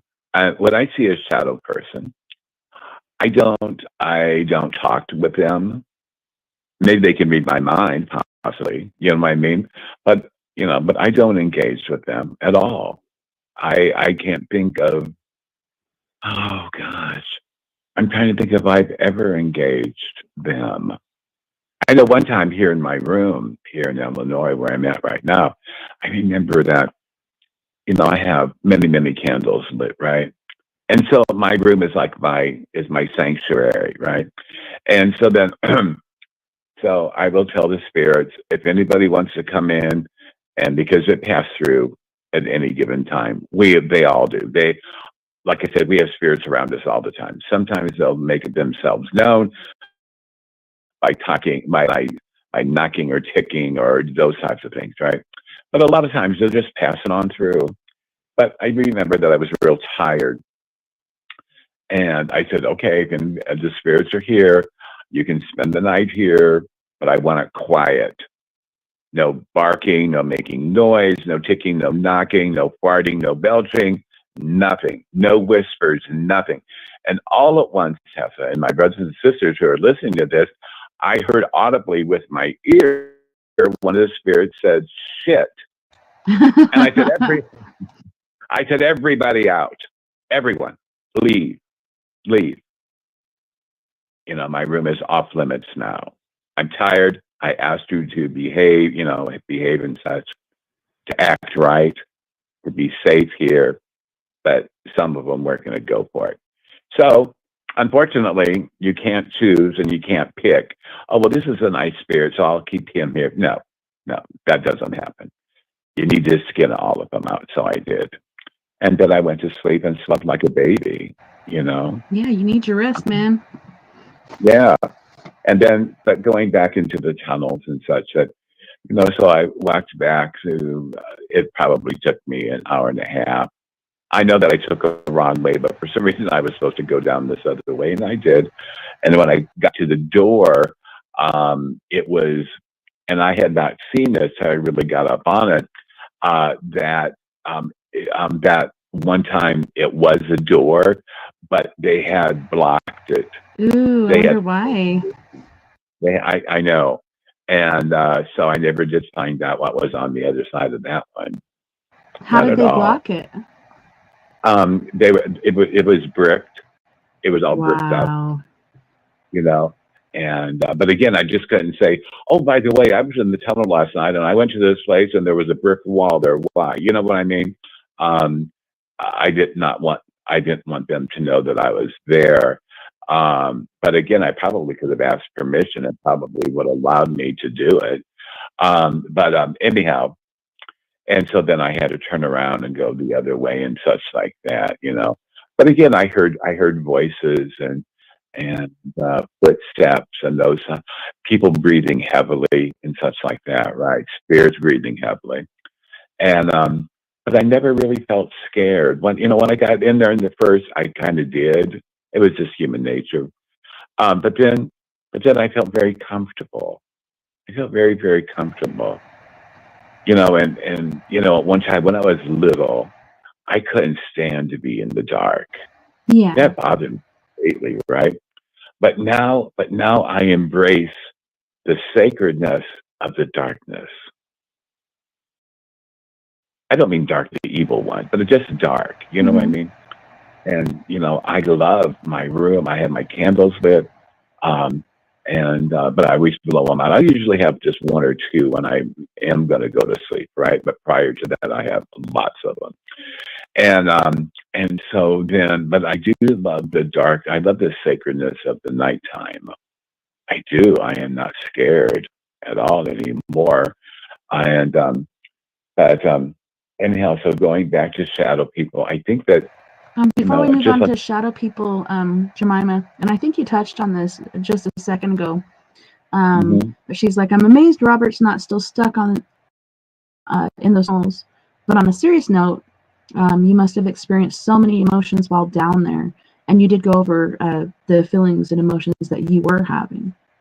And and I did, and like this is the first time that I've talked about it in all these years.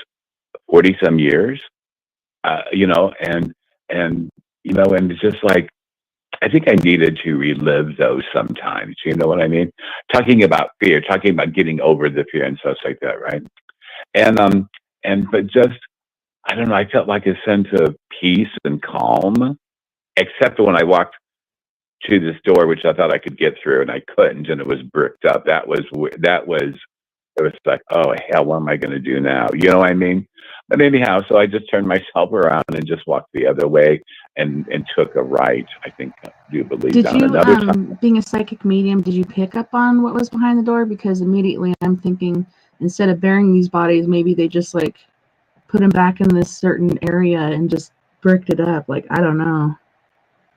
Well, but it turned out to be that on the other side, an old wood shop. And they had stopped that.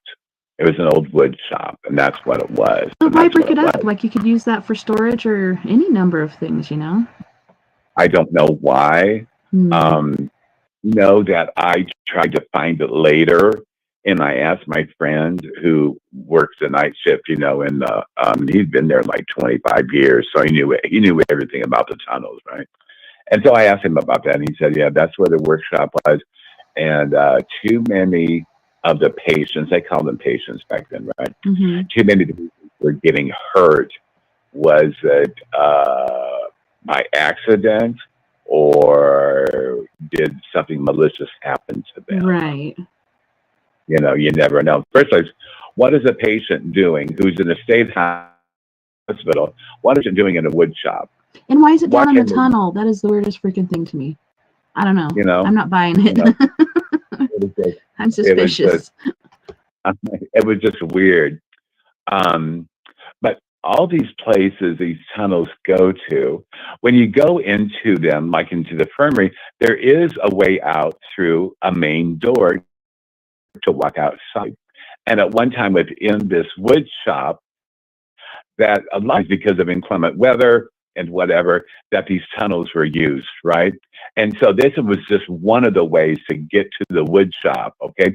A lot of Yeah. the people who worked, who worked at the state hospital, who maybe was like the superintendent, also the different psychiatrists. Now, these psychiatrists were not Americans. They were from Eastern Europe. I remember Dr. Pluma. She was from Romania. And when she spoke, sounded like Bela Lugosi. I mean, she was creepy in itself, Oh, wow. really cute, you know, you know. And so a lot of it, like if the wood shop would have not been blocked, I could have gone through there and gone through this huge area, and I could have gone right through the front door if it was still there. But the wood shop no longer exists, none whatsoever. And in fact, that wood shop at one time made the caskets, the coffins Oh, wow. for the people and such like that. So my experience a lot of within, like heard voices, I heard footsteps behind me. I did hear some spirits like talk in my ear and ask me what I was doing. What are you doing? What are you doing? What do you want? And such like that. It was almost like I was invading their space. Right. They're safe down there, away from everybody. Right. But again, a lot of our brothers and sisters, they were tortured terribly down in these tunnels. Also, there were rings that I found, like they were like these huge metal rings that were put in the walls. And so I asked about that later on to my friend, and he had said at one time that a lot of the patients were taken down there and they were chained down into these tunnels. Oh, my goodness. And nobody could hear them scream. I mean, even if I needed help down there, no one would hear me, because again, there was a basement and a sub basement. You know what I mean? And these tunnels are way below earth and everything. Right. And these tunnels were built. They were built because I'm 5'11", so and I probably had another 2 or 3 feet above that, right? And so these tunnels were made for people to stand up in, and they were wide enough for a gurney. Probably they were wide enough for probably 3 or 4 people to walk through at one time together. So they were pretty big and everything. And but just being in there, I was only in there that one night, and I guess I experienced what I needed to experience, and that was it. But I will never forget that experience. I will never forget the smell and such like that. But when I first started to talk about my experiences, I didn't think anybody would be even interested about these tunnels, are talking about being in these institutions where I worked for a brief period of time, right? I didn't think anybody would even want to know that, right? But then I realized that, and that was early on, and so then people began to go into these places and investigate, right? And then after hearing people and then watching these damn shows on TV, oh my God. And so that opened my eyes that maybe I need to talk about my experiences within being in these state hospitals working, right? And everything. And so just being there. And so that's why I'm talking about it now, because there's very few of us who are still alive that have worked in these state hospitals. We may have had, some people have maybe had mothers, fathers, maybe grandmothers, you know what I mean? But for someone, like their age and whatever, right? And for me personally, I guess I just took it for granted that everyone was in the paranormal field, not everyone, but maybe a minority of people probably have worked in these state hospitals,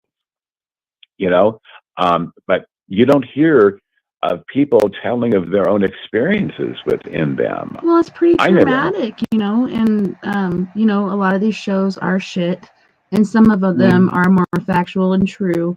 right, But sometimes they interview these people, and there's so much pent up emotion, even so many years ago. It's kind of like if you went to Vietnam.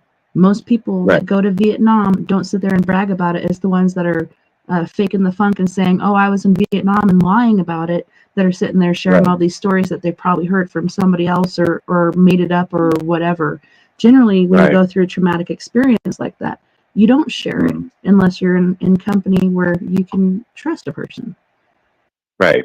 And I have very good friends this day that I met in Iowa, and we're still friends to this day. We're very, very good friends, you know, and they have experiences themselves, and but just but just working there and experiencing what I did, um, and just seeing what I, excuse me, just excuse me, No worries. but but just experiencing what I sensed and what I felt, um, the smells, hearing the screams, even in employee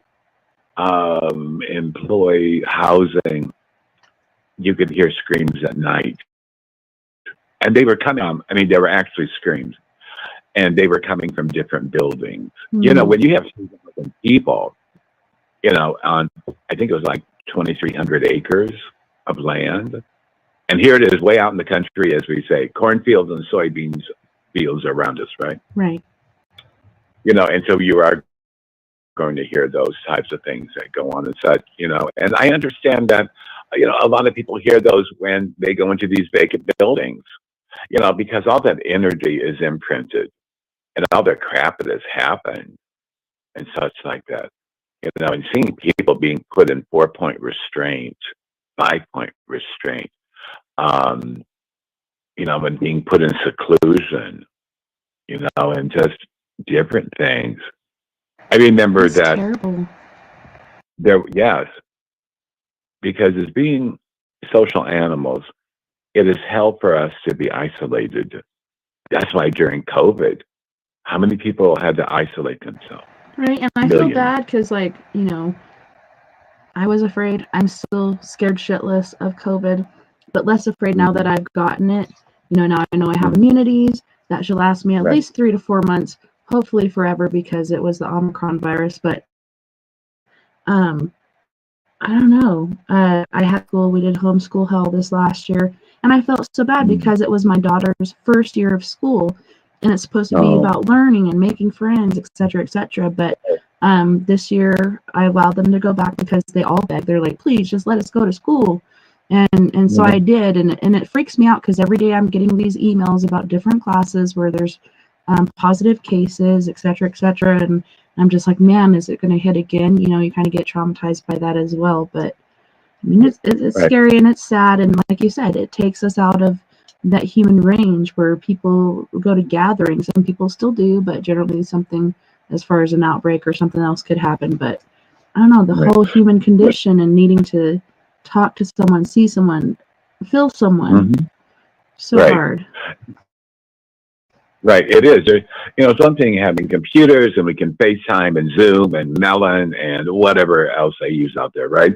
But it's just the fact being human beings that we need that human touch. Unfortunately, now, because of this home and e-learning and all this stuff, and people are texting instead of calling each other and such that, that the generation of children, have a lot of them don't know how to socialize Right. now.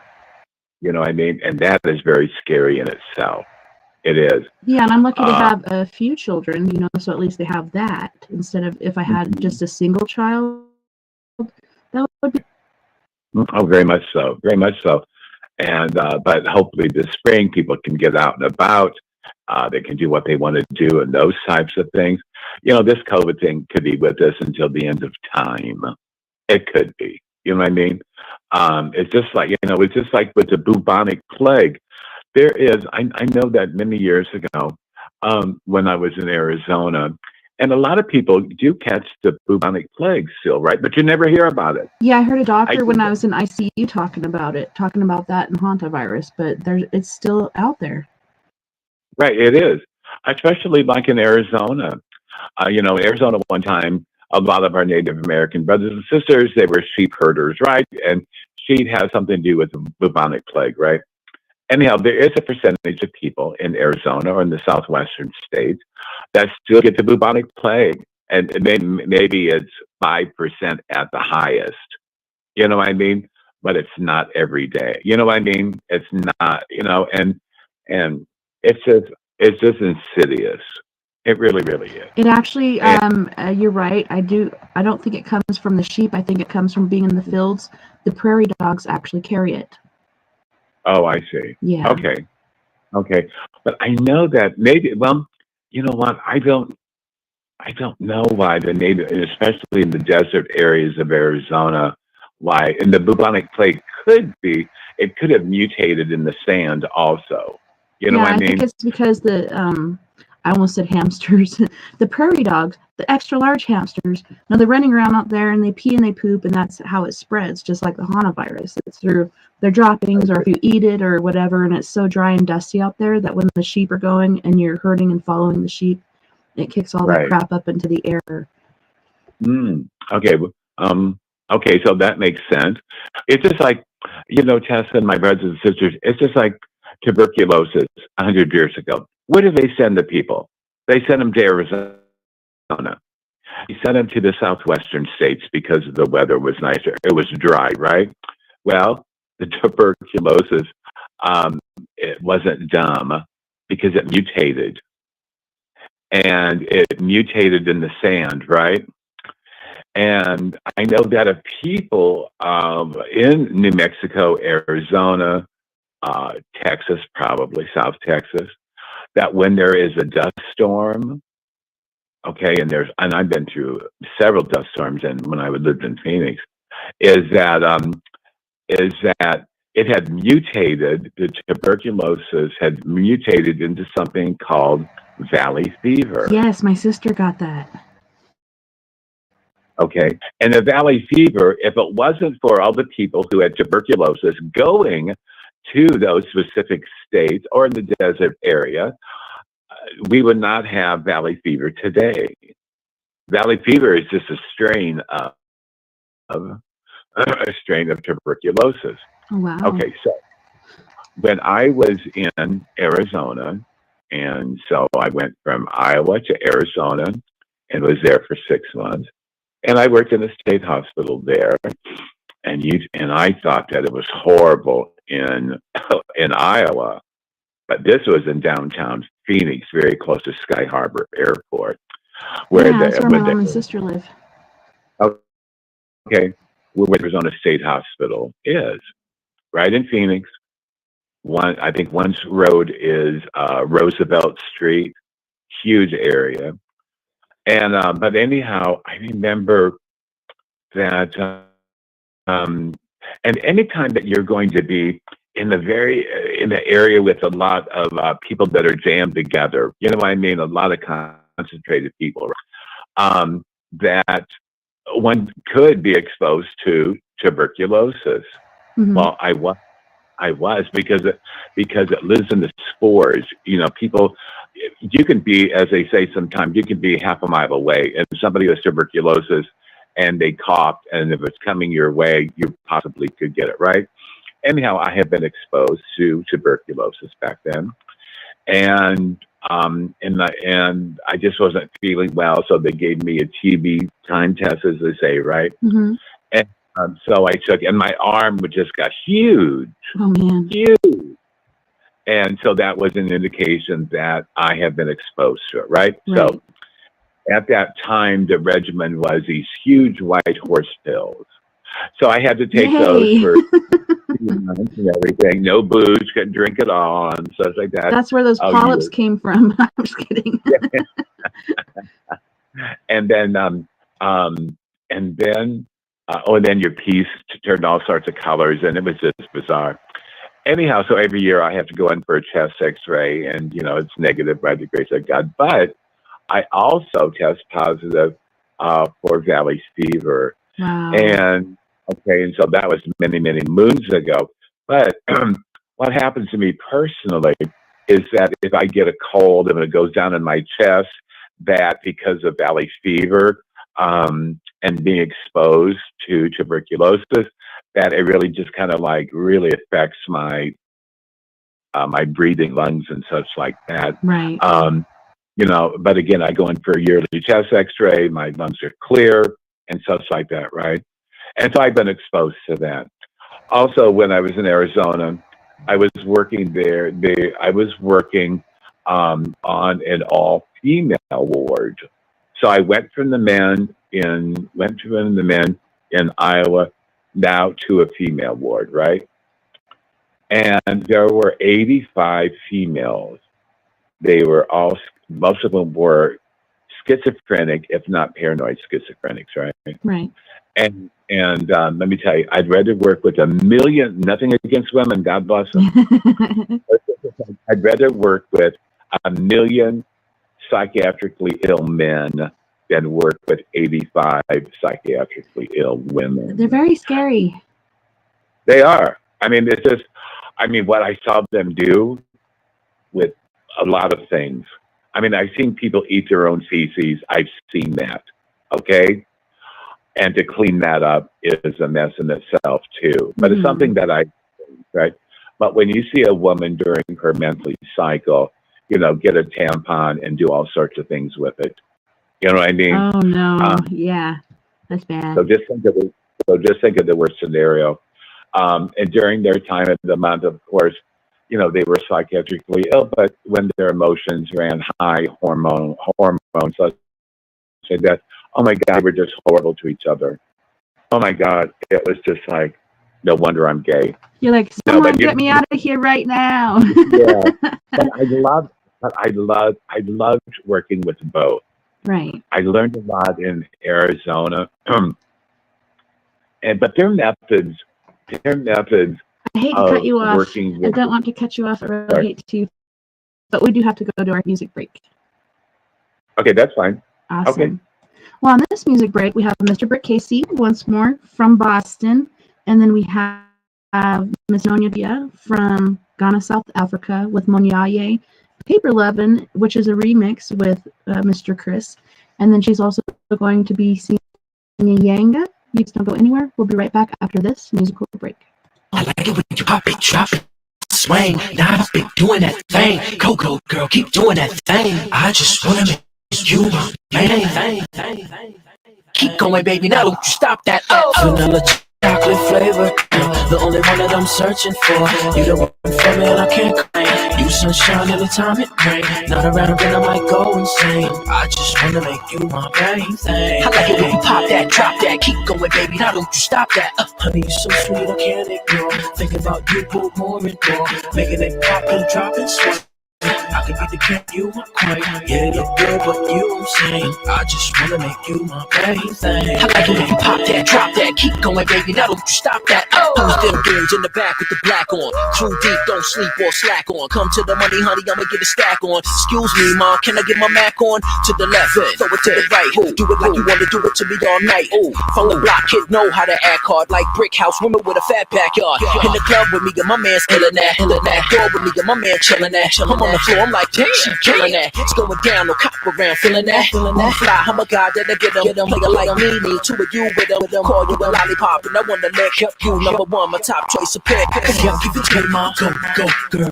Now don't stop, no, girl. Break it down for me, get it going. Can you keep it going? Oh, no. Now give it to me, mom, go, girl. Now don't stop, no, girl. Break it down for me, get it going. Cause you got it going, oh, can't deny who that you too fly. And the time that I look you in the eye, a phenomenon that I can't explain. Like the things you're doing to my brain. You don't really wanna take away my pain. I just wanna make you my main thing. I like it when you pop that, drop that, keep going, baby. Now don't you stop that. Can't stop thinking about how you move and all the things that I'ma do to you. True, this might be a little bit strange. Don't care if I don't even know your name. So I wanna tell you this simple and plain. I just wanna make you my main thing. I like it when you pop that, drop that, keep going, baby. Now don't you stop that.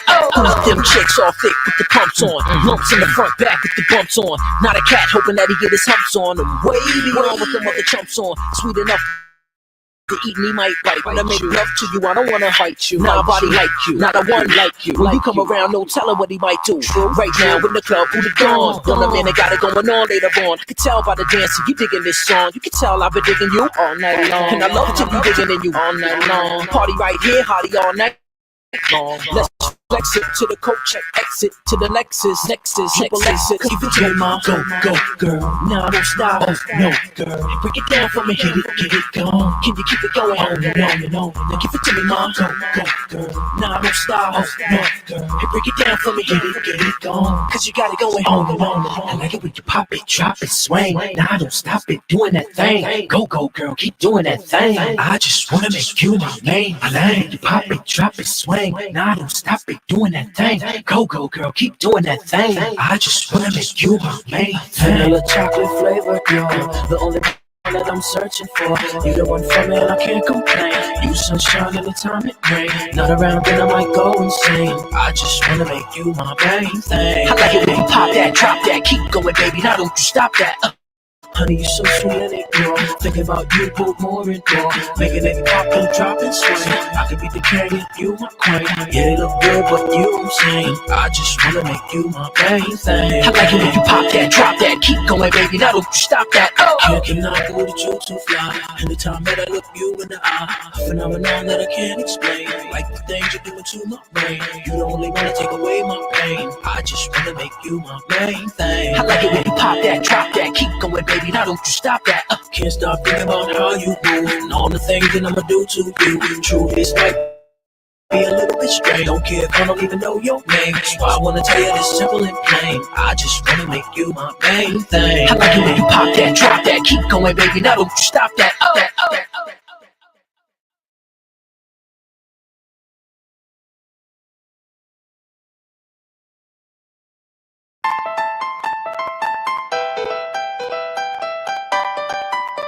넌예 몽자게 오리미 몽자게 오리미 몽자게 오리미 몽자게 오리미 몽자게 오리미 몽자게 오리미 Some do good just for the doing, see everything just for the seeing, don't even care what you're receiving. Through all the heights, just for relying.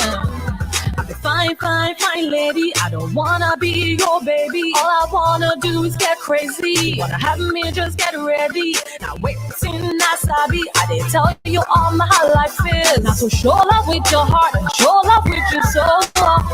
Monjage orimi, monjage orimi, monjage orimi, monjage orimi. Monjage orimi, monjage orimi, monjage orimi, monjage orimi,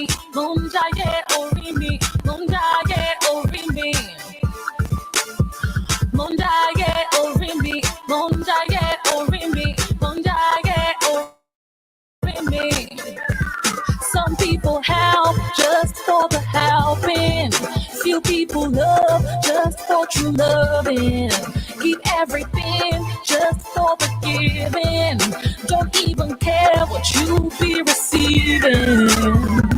Fine, lady. I don't wanna be your baby. All I wanna do is get crazy. Wanna have me, just get ready. Now wait, sin nasabi. I didn't tell you all my how life is. Now so show love with your heart and show love with your soul. Monjage orimi, monjage orimi, monjage orimi, monjage orimi, monjage orimi, monjage orimi, monjage orimi.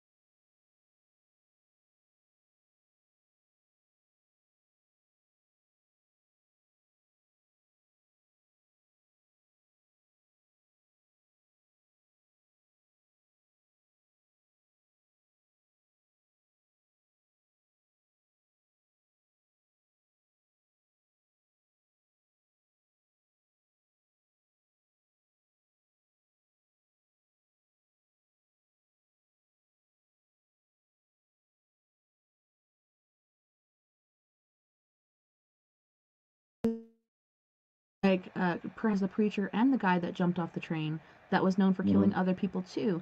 But at the same time, the evidence as far as him carrying around that axe and the drips that came off the axe, if there was more than one weapon, you'd see more evidence, and it'd be different. You know, the drips off an axe would be different than drips off a something else, you know? Right. Well, you know, what they did, now this wasn't the axe that actually did it, but they did have an axe in the house, I think just for theatrics, I maybe, or wonder what they whatever, did right? with the original one, because he did leave it behind. Right. Because I asked the gentleman, I said, is the axe there? And he said, it's not the original one. Hmm. Okay.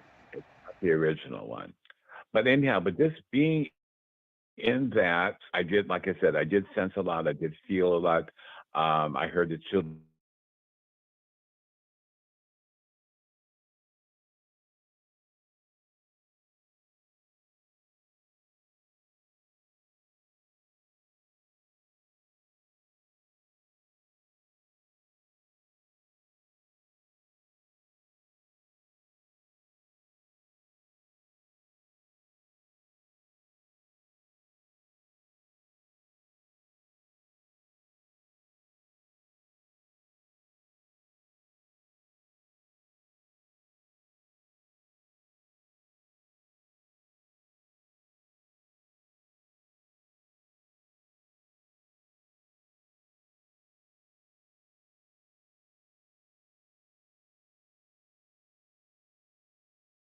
If you sent these to I'll have to somebody say, else, but yeah, check out the messenger and see, and yeah, send me I the will. ones that you didn't, because I definitely love those. But continue, I'm Okay. sorry.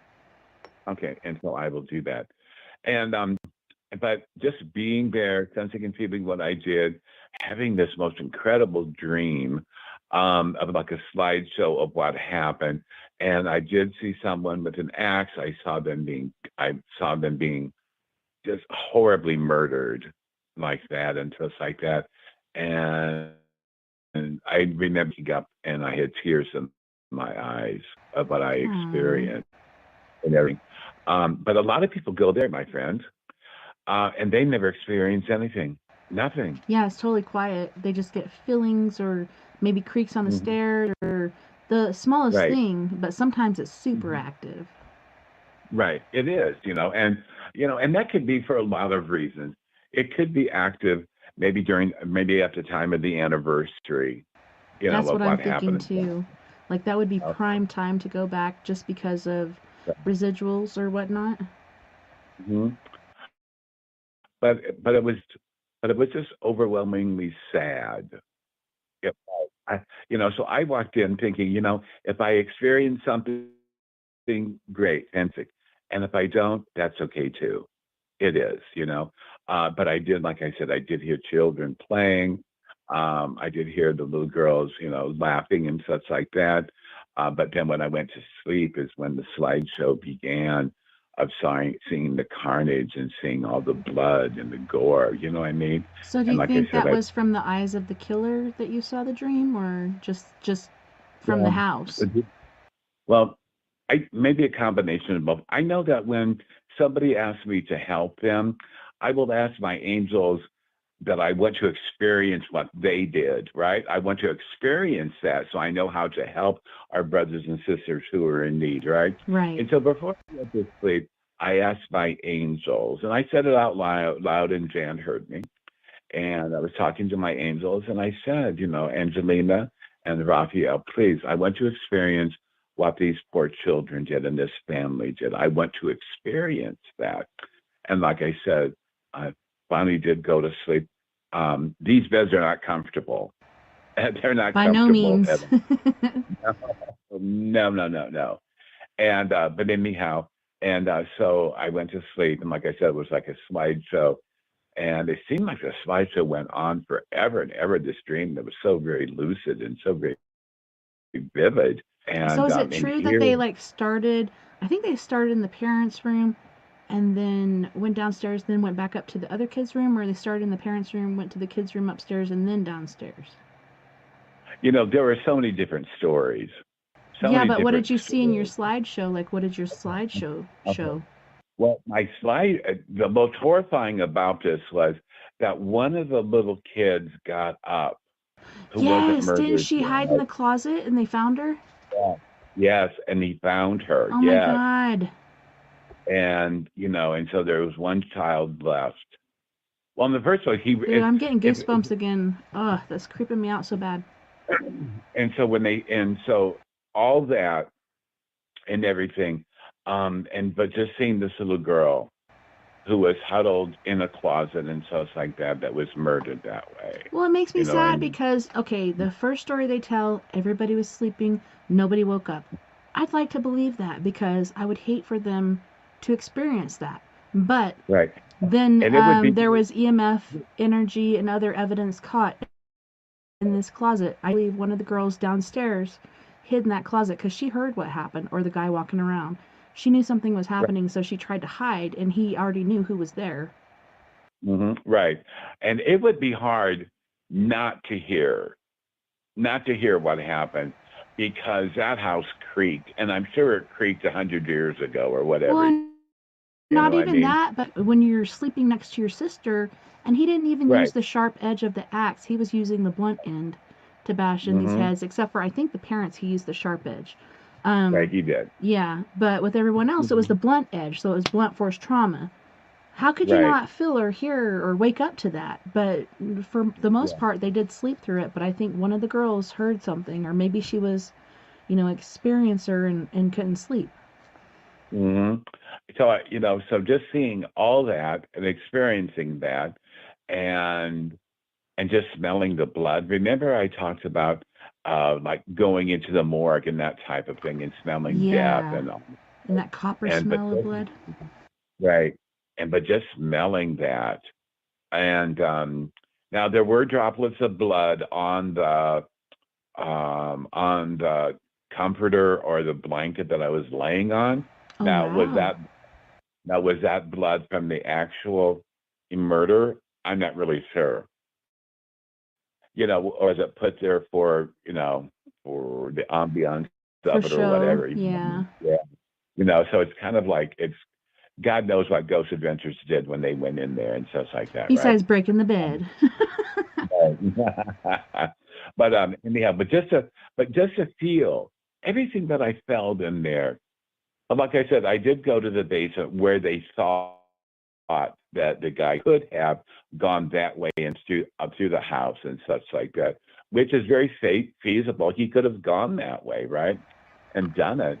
But I just sat there in the cellar, and I was touching the walls, the old brick walls and such, right? And there's a crawl space and such, and just feeling everything, all this energy, especially when you get dirt and it's not, what I mean, and and all that and everything, and just to feel that energy. The earth energy absorbs so much stuff, so much energy and everything. Right. And there was a crawl space, and just putting my hand back there, hell, I could have been bitten by a snake or a rat for all I would have known. You know what I mean? But I just put my hand back there, and apparently I was supposed to do it because there was some of the old brick still back there, right, and everything from the original, right? And so apparently that my angels wanted me to experience that. So I picked a brick up. It was like half a brick and stuff like that. And so I took it with me the next day, but just feeling that energy with the dirt down there, the smelling of the mustiness, you know what I mean? And having this brick that was actually part of the house at that time and stuff like that. But just feeling that energy. But again, it was the overwhelming sadness. But then there's also joy of hearing these little girls playing. Yeah, at least they're laughing and playing still and not just like in a state of sadness. Right. But then the slideshow of the goal. And the parents did struggle and stuff like that. And it was not a fast death by no means for the parents. I know every story they tell, they're like, oh no, they all slept through it. Give me a break. Who could sleep through that? Yeah. Right. That is not possible. It's not. I mean, unless that they were decapitated and it went very fast. You know what I mean? And but that wasn't the case. No. And they did feel pain. They did feel. They did know what was going on. One could not. One could not walk through that house with other people knowing that no one was there. You know what I mean? You had to know. And, you know, and again, house is in the same condition that it was when it happened. It was wood floors. It was this creaky old staircase, which was very narrow, very, very narrow, right? So that creaked. There is no way in hell that nobody knew that, people had to know. Someone had to wake up through this. What I'm sensing and feeling that the parents did wake up. But again, there was no bathroom inside. You had to go outside and pee. They had a privy outside, an outhouse, right? Okay, so their parents could have thought maybe one of the kids got up and just went to the bathroom, and so that's a possibility too. So there's always these, conspiratory things, and you'll hear 100 stories and such, maybe a million. But it's just the fact of seeing the slideshow, of seeing the gore, seeing the innocence of these children, seeing the little girl who was in the closet, seeing that. I feel so for her. Yes. I think she had the worst experience ever. I think he's like, okay, lay back in bed. If you lay back in bed, I won't hurt you, blah, blah, blah. And then he did. And I don't know if you heard about the bacon thing, but that was pretty disgusting too. Right. And so there are a lot of things, and during that time, I mean, the cops didn't know how to investigate something like that. The DNA, of course, that wasn't even, played no part in it when it comes to fingerprints and all that stuff, right? Yeah, it makes me wonder, did they save the cigarette butts and now, they've caught so many killers or figured out who the killers were in the past due to genetics? So it makes me wonder, did they keep the cigarette butts or did they throw them out? Oh, this is trash. Well, let me tell you, there were cigarettes left in that house. Oh, wow. Okay, but the cigarettes that were left in the house in certain rooms, they had filters on them. So those aren't old school cigarettes. No, they're not. No, they're not. They're not like the old Lucky Strikes and Chesterfields, right? But it was weird what people would leave. Like they would leave, like people had left cigarettes, and people would leave change, like quarters and pennies and such like that, in one of the kids' rooms. Okay. Wow. Different dolls and such like that. Yeah, I can see the dolls and stuff, but cigarettes and coins, and maybe, I don't know, they're trying to get this individual that did kill them to come out of the cracks and communicate, hey, look, I brought you some cigarettes. Right. And I just thought it was bizarre to leave anything like that. And so maybe it was used for a trigger object, as they say, right? But I know people will experience like balls will go down the floor, would do all sorts of things and stuff. I never experienced that. But just being in that house and the slideshow that I saw of these children and this family being murdered and such like that. And, and still it remains, as far as I know, an open case. They did put, I think, several people possibly on trial. I know one person at least. Even that preacher, didn't they put him on trial? And then they're like, nah, you can go. And he was acquitted by it. So it's like that. I just kind of feel like it was him. And they talk about that train dude. Yes, it could have been him. Yes, he has murdered other people. But that preacher was there at that tent event. That preacher saw all the cute little girls in that group. That preacher. Right. Didn't he decide to take some sort of trolley or train ride that day or whatever? Something different than he usually would have done, like just to try to have some sort of motive, like not motive, but this is what I was doing. No way could I have been there, even though this happened at night. Right. And there was, and again, all these conspiracies, like one of the stories, like I said earlier, was about that the husband, the father, was they were wealthy for that time, and that did he screw somebody over? That's what they're saying. Somebody at work was pissed off. I don't think that was it. I think it was that preacher dude, the pastor. Right. You know what, it could be, see, I think it could be It could be the preacher itself. It could have been the guy, because a lot of guys hopped the trains back then. Mhm. You know what I mean? And like They you said, rode the railroad's right there. It is. I mean, you could hear it.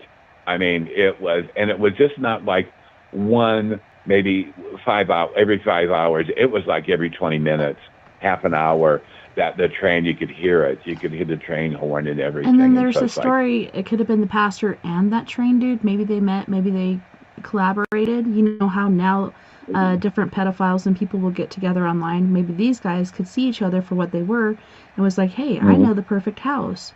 So Right. train dude And stayed so downstairs with his roll of bacon doing his yucky stuff down there while the preacher was upstairs killing everybody else, and then he waited for the preacher to come downstairs and finish off the job. I don't know. Right. And so there's a lot of things, but within my slideshow, I saw one person. It was a male. Yeah. I did not see his face and such like that. And it was just horrendous. Yeah. It was horrendous. I will never forget that experience.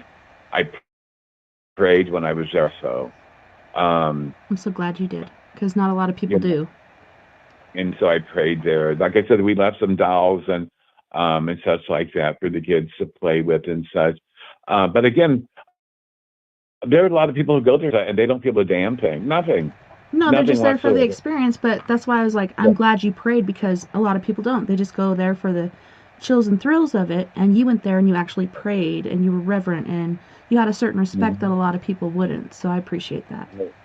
Very respectful. So when I owned that brick, remember I put my hand to Right. to this anyhow in the cellar, and so the next day the owner was there. We gave him the key back. He asked about our experience and such like that, and I said, "Can I have this brick?" He says, "Sure, take it, no problem." That's awesome. So I have So you so I did have take that. something from the site. Oh my goodness. I did, yeah, I did. Well, we I have did. less than a minute left for the last of the show. Would you like to tell our listeners where they can find you, communicate with you, ask you any sort of questions? Yes, please. I always give my telephone number out. It's 309-213-0325. If you want to send me a friend request, I am on Facebook, Robert Righi, Righi. And there are many, many Robert Righis out there, okay? And my profile is of this was in Colorado. I took this picture. It is of a fast-running stream going over these rocks. Okay, and that is my profile picture. Okay, so if somebody wants to send me a friend request, but again, thank you, Tessa. But my experience at the Valeska house, I will never forget that. It's just one of the experiences in my life. And next time, my brothers and sisters who are listening to this, by the grace of God, Tessa has allowed me to come back on next time again, and I will be talking about my experiences with our Navajo brothers and sisters. And I learned so much going into sweat lodges and also going to these beautiful sangria and talking about skinwalkers and Bigfoot and such like that. Okay, so I'm looking forward to the next time that I will be with my wonderful, beautiful Colorado friend. And my brothers and sisters who are listening, thank you for listening in. Jemima, I am praying for you. Okay, very, very proud of you. Keep up the good work, my sister. I'm so God proud of bless her you. too, and I think she might have gone to sleep. She's like, man, I'm going to try to get some sleep. Good night, everyone. And I was like, we got 38 minutes left. You can make it. But maybe she's still listening to us, but I'm so proud of her too. But thank you so much again, Robert, for being on. I really do love and appreciate you being here, and I'm so grateful that we have met in the easy thing we call life, and we can share our experiences together. But thank you again for being on We Are Paradox Media's Late Night in the Rockies. It's been awesome. Thank you so very much, and God bless you. And you and your family remain in my prayers. Love you, honey. I love you too. Thank you so much. And thank you to all friends on We Are Paradox Media's Facebook, Spreaker, KPNL Radio, Twitter, Periscope, iHeartRadio, whoever else beyond the Omniverse you may be listening tonight. I had a wonderful time. And I can't wait to do it again. Tomorrow night we have Mr. Travis Willier-Moostus, and we're going to be talking about native lore, different things that happen within artwork, spirituality, etc. You guys, night, love, and light.